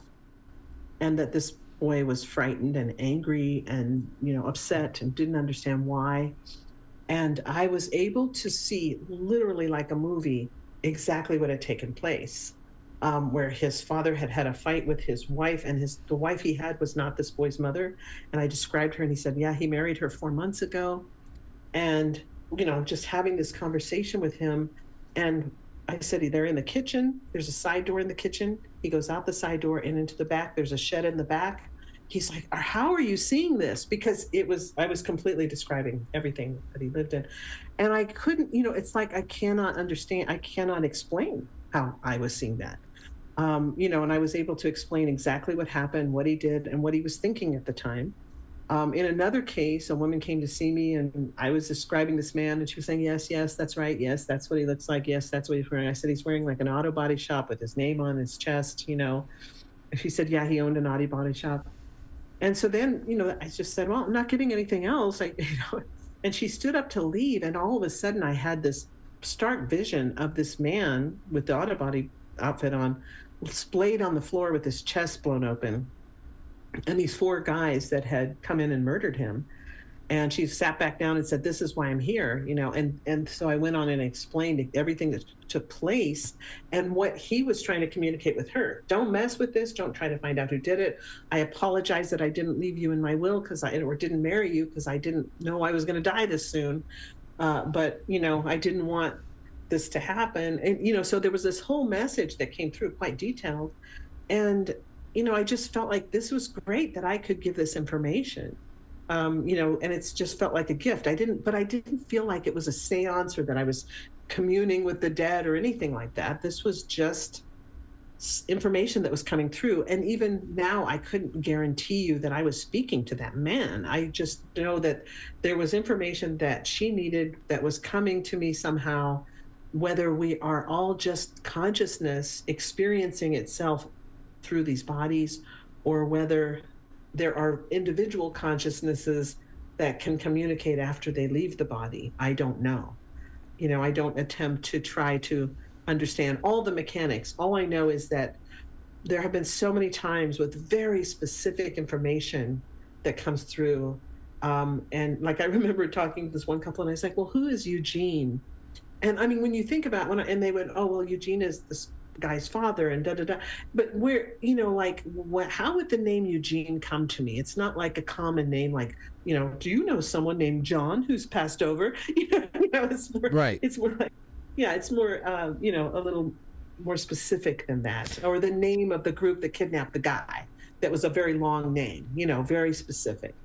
So I think that we are all, the reason that these things can happen, that they can be done, Frank, is because we are consciousness and we're all connected. It's like a hologram that's like a web.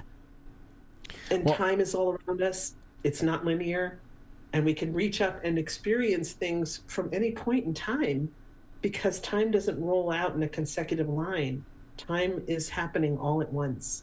When you talk about the remote viewing, and a lot of what you have said, I have some foundation on it. So I understand that this is for anybody who has been in a position of authority over teaching it or whatever, working for a government agency or a big corporation or anything, like anybody who employs this kind of service or skill. They're always talking about how this is a universal thing, and that anybody who puts the time into it can hone the skill, and they can use it in pretty practical, easy ways.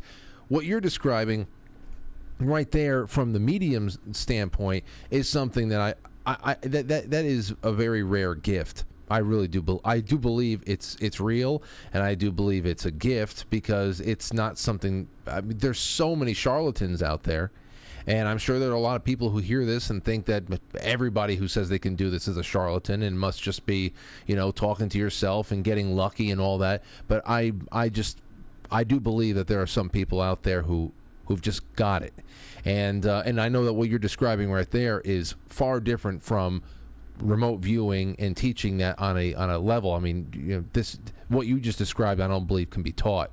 But let me ask you another really quick question that I would be remiss if I just left this one off, even though there's more places I can go. But what about the disabled? What about blind people? Can remote viewing give vision to the blind? Or could remote viewing give someone like Stephen Hawking, when he was alive, someone who is just disabled, could they use this to free themselves from the prison that their body has become? That's a really interesting question. Many years ago, I met a man. He was a doctor. Hold on. And he taught a thing called cell level meditation. Hold on.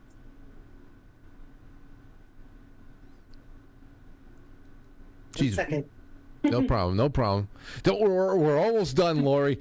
Come on. Sorry, I can pull in here at the last. I apologize. I should have brought some cough drops in. No.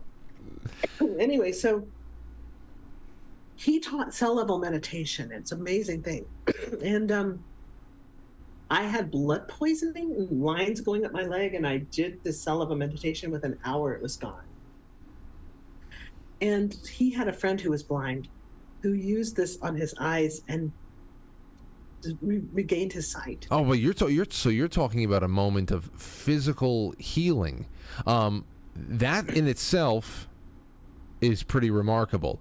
So yeah, definitely, if there's anything more about that story, you can give us more. But also, just in general, let's say there's just nothing you can. It's congenital. They're blind. They're healthy otherwise. But can a person who has never seen before, can they gain vision? And of course, that would be very easily verifiable proof, because they would be describing. I don't know, because I've never had anyone that had never seen. However, there have been some students who were sighted and lost their sight for some reason and then became remote viewers, and they were very good. And we have some workarounds for them in some of the areas so that they can do the CRV. But I don't, and they say it's great because when they're doing CRV, it's like they can see again, but it's all mental, right? And Lynn Buchanan had an injury that caused him to lose his sense of taste. And he, so he can always taste things, but he can like he loves nanner pudding. He's from Texas and he loves nanner pudding. Tomorrow's his birthday. We're going to spend the day with him, and he wants nanner pudding. But he said that like one thing he loves about remote viewing is, for example, he can taste strawberries when he's remote viewing. Wow. He can't really taste strawberries, but he can taste them when he's remote viewing. Yeah. And so, so it's, if I don't know if I'm answering your question. I hope so. Well, I mean, when you talk about taste or any other kind of, smell, I guess that's the thing. But it's in the same ballpark. Can you experience have a fully immersive sensory experience outside of what are normal physical limitations of your body? Of course, giving sight to the blind through some sort of a psychic ability, that is something that I would love to get a little bit more on that. There has to be some information, some kind of information out there. And Laura, in the off air, we have to talk again, and I'd love to do some things. I'd love to see if there's any kind of exercises or experiments that we could do to prepare for, like, presentation on a show. Anything that we can put some of your, I don't know, I don't want them to feel like circus sideshows, but any of your best viewers, perhaps you can view some of the things inside of this broadcast studio that nobody's ever seen before. And I would love to do some experiments with you if that would be all right. Well, we can talk about it when we're out after air. Right now, my schedule is so packed that I can barely, mainly because I have some staff that are on vacation and not available right now, so I'm kind of handling a lot myself. But we've got so many projects in the works. I've got 3 new video courses coming out. I'm in the middle of my 3rd book. So there's a lot going on right now. But I would love to. I would love to do some fun things. I think it would be a lot of fun. What I would really love to do is do an experiment where your audience got to do a remote viewing. Oh. And I could guide them through it. Because like I said, seeing someone else do it is not nearly as impressive as doing it yourself. Well, that's so much more convincing. I know that there would be a good number of people that would say, sign me up for that, and we'll see if we get any takers on it. Lori, in the meantime, there's a little bit left over, but compared to everything else, the UFO stuff. All right, real quick, last thing of the night. Yay or nay, for somebody who's done what you've done, you're talking about off-planet, you're talking about all that stuff. Now you have earthly governments that after decades of mockery and ignoring it all, we are getting congressional hearings where it's not only about how our pilots are unable to train properly because there's just unidentified craft all over the place and it's interfering with that. Then we have this other guy that comes out yesterday and it says not only do we have recovered craft, but we have non-human bodies. Could remote viewing be used in any way to confirm or deny anything that is being pushed on us right now related to UFOs? Yes, and that's exactly why I am passionate about teaching it, because we have an onslaught of things that try to influence our opinions, right? There's everything on a screen, right? And we have congressional hearings, we have YouTube videos. During the pandemic, people were just inundating me with YouTube videos. And they were saying, media's a lie, you can't watch the news. So as a remote viewer, you can remote view the truth rather than just being a subject to having to choose, do I believe this or do I believe that? You could literally be given a target that you're blind to that would then lead you to a truth that you wanted to see, that you needed to see. Does that make sense? Oh, is that something that can ever be, I was saying before, can somebody ever detect whether or not they've been remote viewed?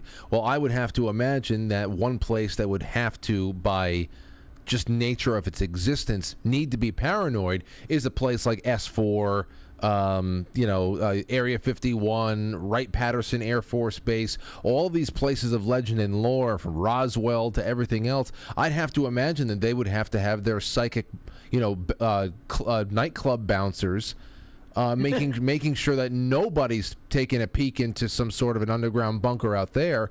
So, I mean, how... Here's the thing, though. Controlled remote viewing was developed for the U.S. military, right?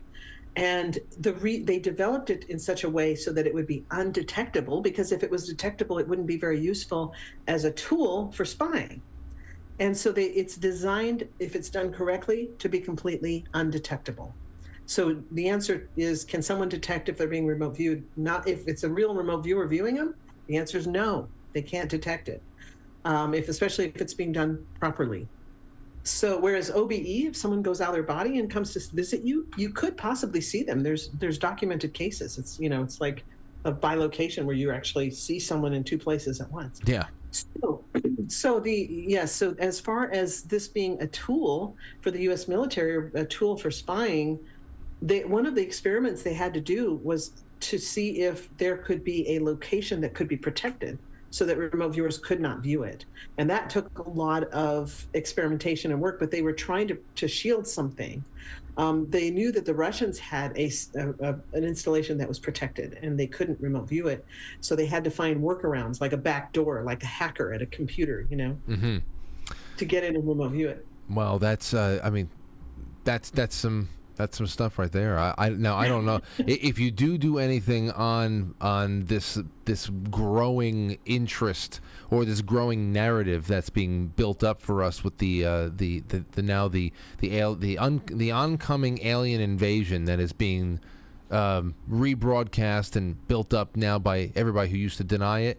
Let me know what's real and what's nonsense from your vantage point. And now we know that you have a very, very you have a varied perspective on this stuff.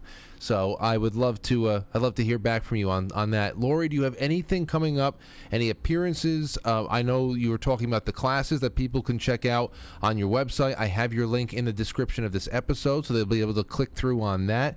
But what do you want to leave people with?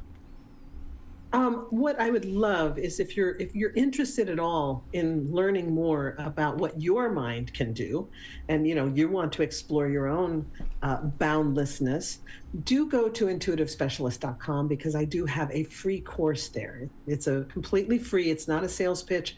It's a 4-part course. You get an email every day with a link to watch that day's video. You have like 10 or 12 days to watch it all at your convenience. It says it'll be in your inbox at 9 a.m. the next morning, but time is, sometimes it shows up on time and sometimes it's 10, 11. But the bottom line is you have 12 days to watch it. So if you're busy and you have a working schedule, you can still do it.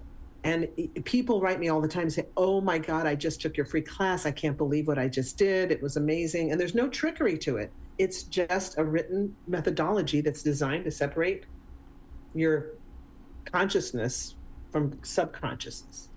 And so do take a chance, just do the free course. And then you can write me at Lori@intuitivespecialist.com. That's an S at the end of specialist. Lori@intuitivespecialist.com, and just let me know how it went for you when you did the free course. Well, I know that if anybody in this audience does, and there'll be a few, I just hope that they write into me as well and tell me how the hell it's all going.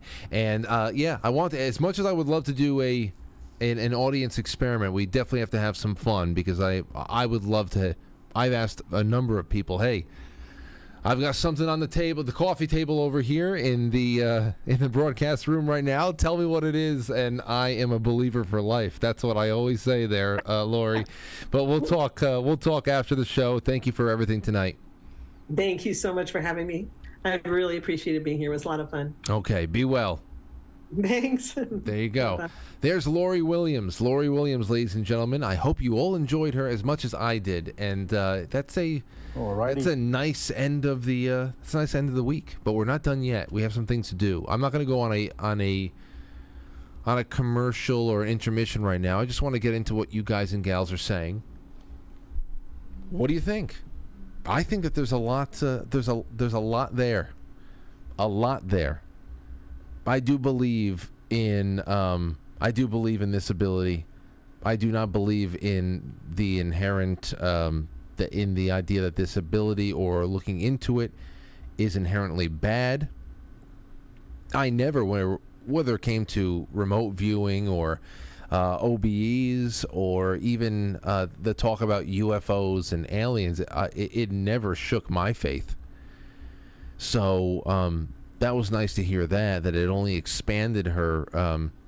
It only expanded her appreciation for what God is and how massive His work is across the universe.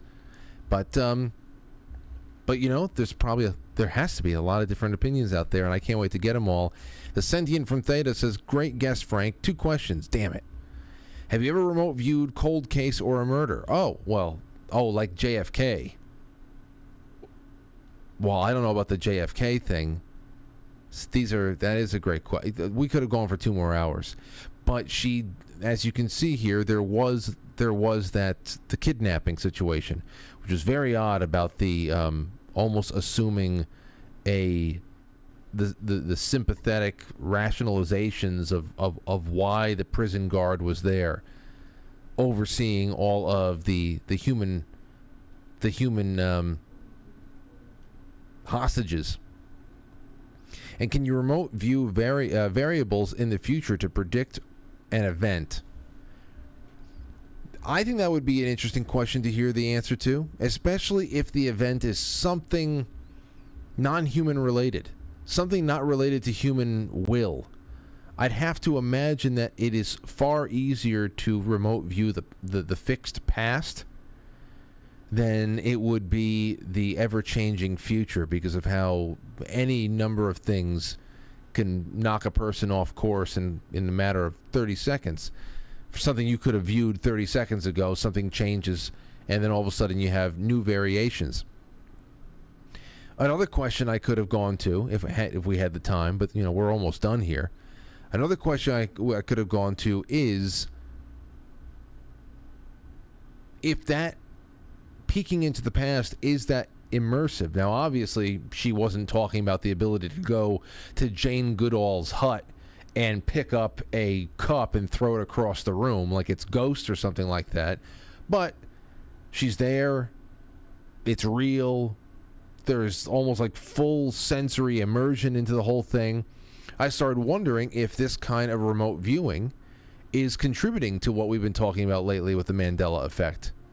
Is that it? Or is that something, or those ripples in the timelines, something that is only reserved to massive technological undertakings like whatever is going on over there in CERN? Thank you for that, Sentinel. I'm sorry I wasn't able to get around to that. Stove says, great Thursday, Frank and Frankly's just dropping a little something in the till over here. In the till. Thank you for the great listen and the guest tonight. Let's see here. Problematic Will says, last night was amazing. I already have some copper en route and definitely check in with the results. Tonight, however, hard pass. So he's hard passing on tonight. Don't know exactly what he's hard passing on, but I guess everything. Let's go over to Penny Whitbrod. Oh, Penny. Now, I've got to talk to Nurse Penny. I'm going to save that for Nurse Penny. If you can please get in touch with me. If you can get in touch with me at quitefranklypodcast@gmail.com, I want to get you on the calendar for September, October. I wanted to put some time in between her telling of her NDE, her near-death experience that she told on Dark to Light with Tracy and I. It's an incredible story. And I would love for her to say that, to go through that with all of us on this show as well. I just wanted there to be some time in between so she didn't have to go through all of that and let the other one really... It's a tremendous story. Penny said, I shared my NDE with you and Tracy. I would agree that these anomalous experiences expand our understanding of God. I can't wait until that story is told on this show. Let's see. Cody117 says, "Hey Frank, not sure if you already covered this, but did you see that chef for Clinton and Bush also died of drowning back in 2015? Yes, I saw that. I did read that." Jay Semo says, "I have a problem with the government also." Well, then we have something in common, Jay. 925 Wild says, pre-Diluvian civilization. Yeah. I mean, that's what I would do. That's what I would do. But it would be very hard for me to know whether or not it's just my imagination.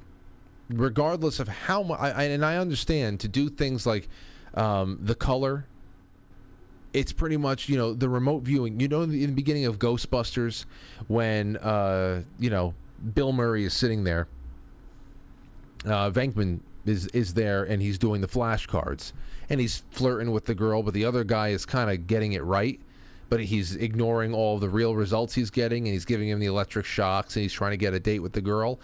I can see how those tests, whether it be colors of cards inside of envelopes, or the squiggly lines and the shapes or whatever, those could be really good for setting a standard for how much your perception can be trusted, so that when you go into something a little bit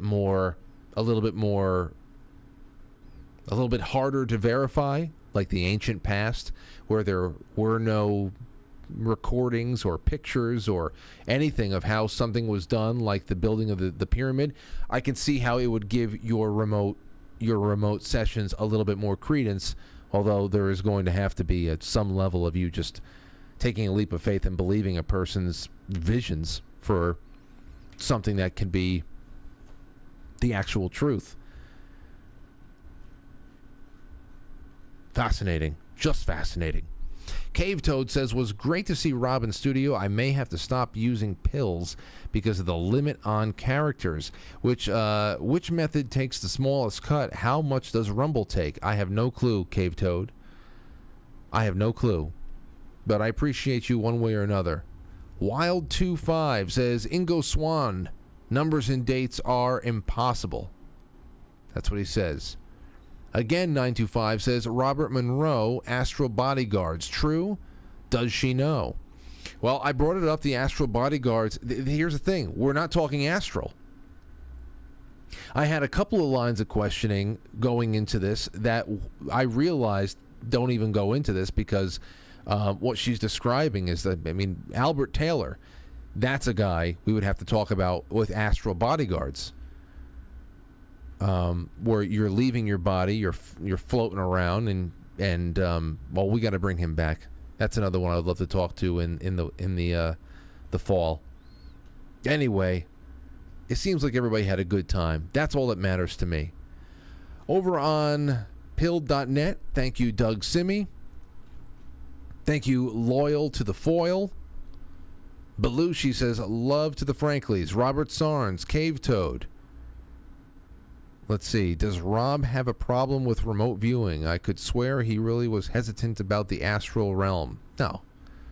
Rob's not hesitant about any of that stuff. Rob would say proceed with caution with binaural beats, with taking shortcuts, and we've had this conversation many times. That's the whole thing. Why would somebody have a problem with any realm or thing that is obviously built into the fabric of our existence? I don't get the fear with it. I understand anything can be misused. I know that anything that can be used improperly can cause harm to you and others. That's with any tool, a gun, a hammer, so much. So I don't. I can definitely say on Rob's behalf, only because he's made these statements before, that it's really just about shortcuts and things like that. CJ says, "Ask her if she has remote viewed the shape of the Earth." Damn it! That's just basic. I should. Oh man, don't worry. We'll get back around to that one again. Chai Possum, Frank, what's on that back of your hand? Oh, shit, I'm sorry. How many people have been distracting with this? It's a Christmas mouse. Aurora found I was at my sister-in-law's before I came here, and she was making pizza fritas, so I went over there and I had one and just hanging out with everybody for a little bit. And Aurora found a sticker booklet, a Christmas sticker booklet. So she wanted to give me a present. She came up to me and she had a little sticker in her hand, and I said, "Okay, go put it right there." It's a mouse with a Santa Claus hat on, and holding I think a Christmas tree and what the hell's that? I don't know. It's a Christmas mouse. Aurora. I'm just gonna wear it until it falls off. I feel bad ripping it off. Let's see. Music Man 75. Thank you. Thank you so much. All right. Now, here's what we're going to end with. As you know, a lot of people in the surrounding areas lost a very good friend and a public figure in Father Tom Provenzano, and I was so happy to have been able to go to his wake and meet some great people and just turn a really, really hard situation, a personal loss and a community loss, into something that was very positive. And I got to meet the local pastor, Father Pat, who we knew of each other, communicating through Father Tom, especially around the time that I was getting Aurora's baptism set up. But now I got to meet Father Pat, and he was so happy to meet me, and it was a great time because he knew so much about me through Father Tom. He knew that he watched every night. So I have two things for you, and one is going to play after the credits in case you wanted to watch it. It's about a 3-minute clip of the homily yesterday where Father Pat actually mentioned this show. I was a little when he told me that he was going to mention me. He mentioned things on the show a couple of times because how it was an ingrained part of Father Tom's routine. But I thought that this 3-minute clip was really nice, and I'm going to play that after the credits if you want to stick around and watch that. But for now, I also had this sent to me by a friend of the show, a friend of mine. His name is Benny, and he emailed this little clip. He said, "Frank, the video guy at the church yesterday shared this video with me. It was Father Tom fooling around and testing the microphone on Thursday night, the night before he passed away. He was happy and joyful right up until the end." Here is just 15 seconds or so of Father Tom on Thursday night, a week ago tonight. And the next morning he'd be gone, but here he is. Alrighty, testing 1, 2, 3. We are testing. We are making sure this baby is moving the way it's supposed to be moving. And yeah, so good to be back. Middle of the afternoon, get the energy up. All right, and we're ready to rock and roll. And that's Father Tom. That's just a good guy, good friend, and I'm sure we would have gotten a lot closer over the years. But I'm happy for the time we all had. And that's it. That's how we're ending this week. So thank you to Lori Williams. Thank you to everybody who's been hanging out with me this week. Tomorrow we'll figure something nice to put on the website, on the network going into the weekend. And next week, starting on Monday, we have some great shows ahead. So I'm looking forward to being with you all again. Enjoy, everybody. Have a wonderful, wonderful night. I'll catch you on the flip side. Baptisms, weddings, funerals, it was always the same. Here I am, I'm ready. Now in honesty though, I have to tell you, while Tom was so available in all those things, when it came to paperwork, he was a complete disaster. Total. And looking at his desk now, I noticed that he began to make copies of things, so that when he couldn't find one, he knew that there was a copy of another someplace. But the beautiful thing is that Tom's pastoral work was always A++. And that's what God saw. And that's what God wants. Perhaps the best witness of this came last Friday night. I don't know if any of you listened to Quite Frankly. It's a podcast on YouTube. Comes right here from Portchester by a local guy. He was here today at the wake. His name is Frank. But Frank on Friday night gave a beautiful tribute to Tom. Tom used to listen to that podcast just about every night from 7 to 9. He'd listen very carefully to everything Quite Frankly was saying, and he'd respond to him, quite frankly, about what he thought. And as he spoke about Tom, he spoke about the fact how Tom, with his little hook, talking about music, eventually started to talk to him about the need to come back to church. And how Ash Wednesday was the first time he came back to church in 20 years to receive his ashes. And then Tom started to talk to him about how important it was for him to baptize his baby. And how Tom instructed them for the baby's baptism. And how last April, right before Easter, when it was Quite Frankly's birthday, Tom convinced him it was time to go to confession. And he came to confession after 20 years. He said all this on his podcast. And he simply said this here. Father Tom encouraged his attendance at Mass and brought me back to church. And he described Tom this way. He was not didactic, not severe, not rigid. He was just a reliable, relatable, good shepherd. And I'm going to miss him. Father Tom had the pastoral heart of a good shepherd. Where did all this come from? Father Tom's motto at ordination, I am the true vine, you are the branches. He who lives in me and I in him will produce abundantly. Father Tom produced abundantly because he lived in Jesus.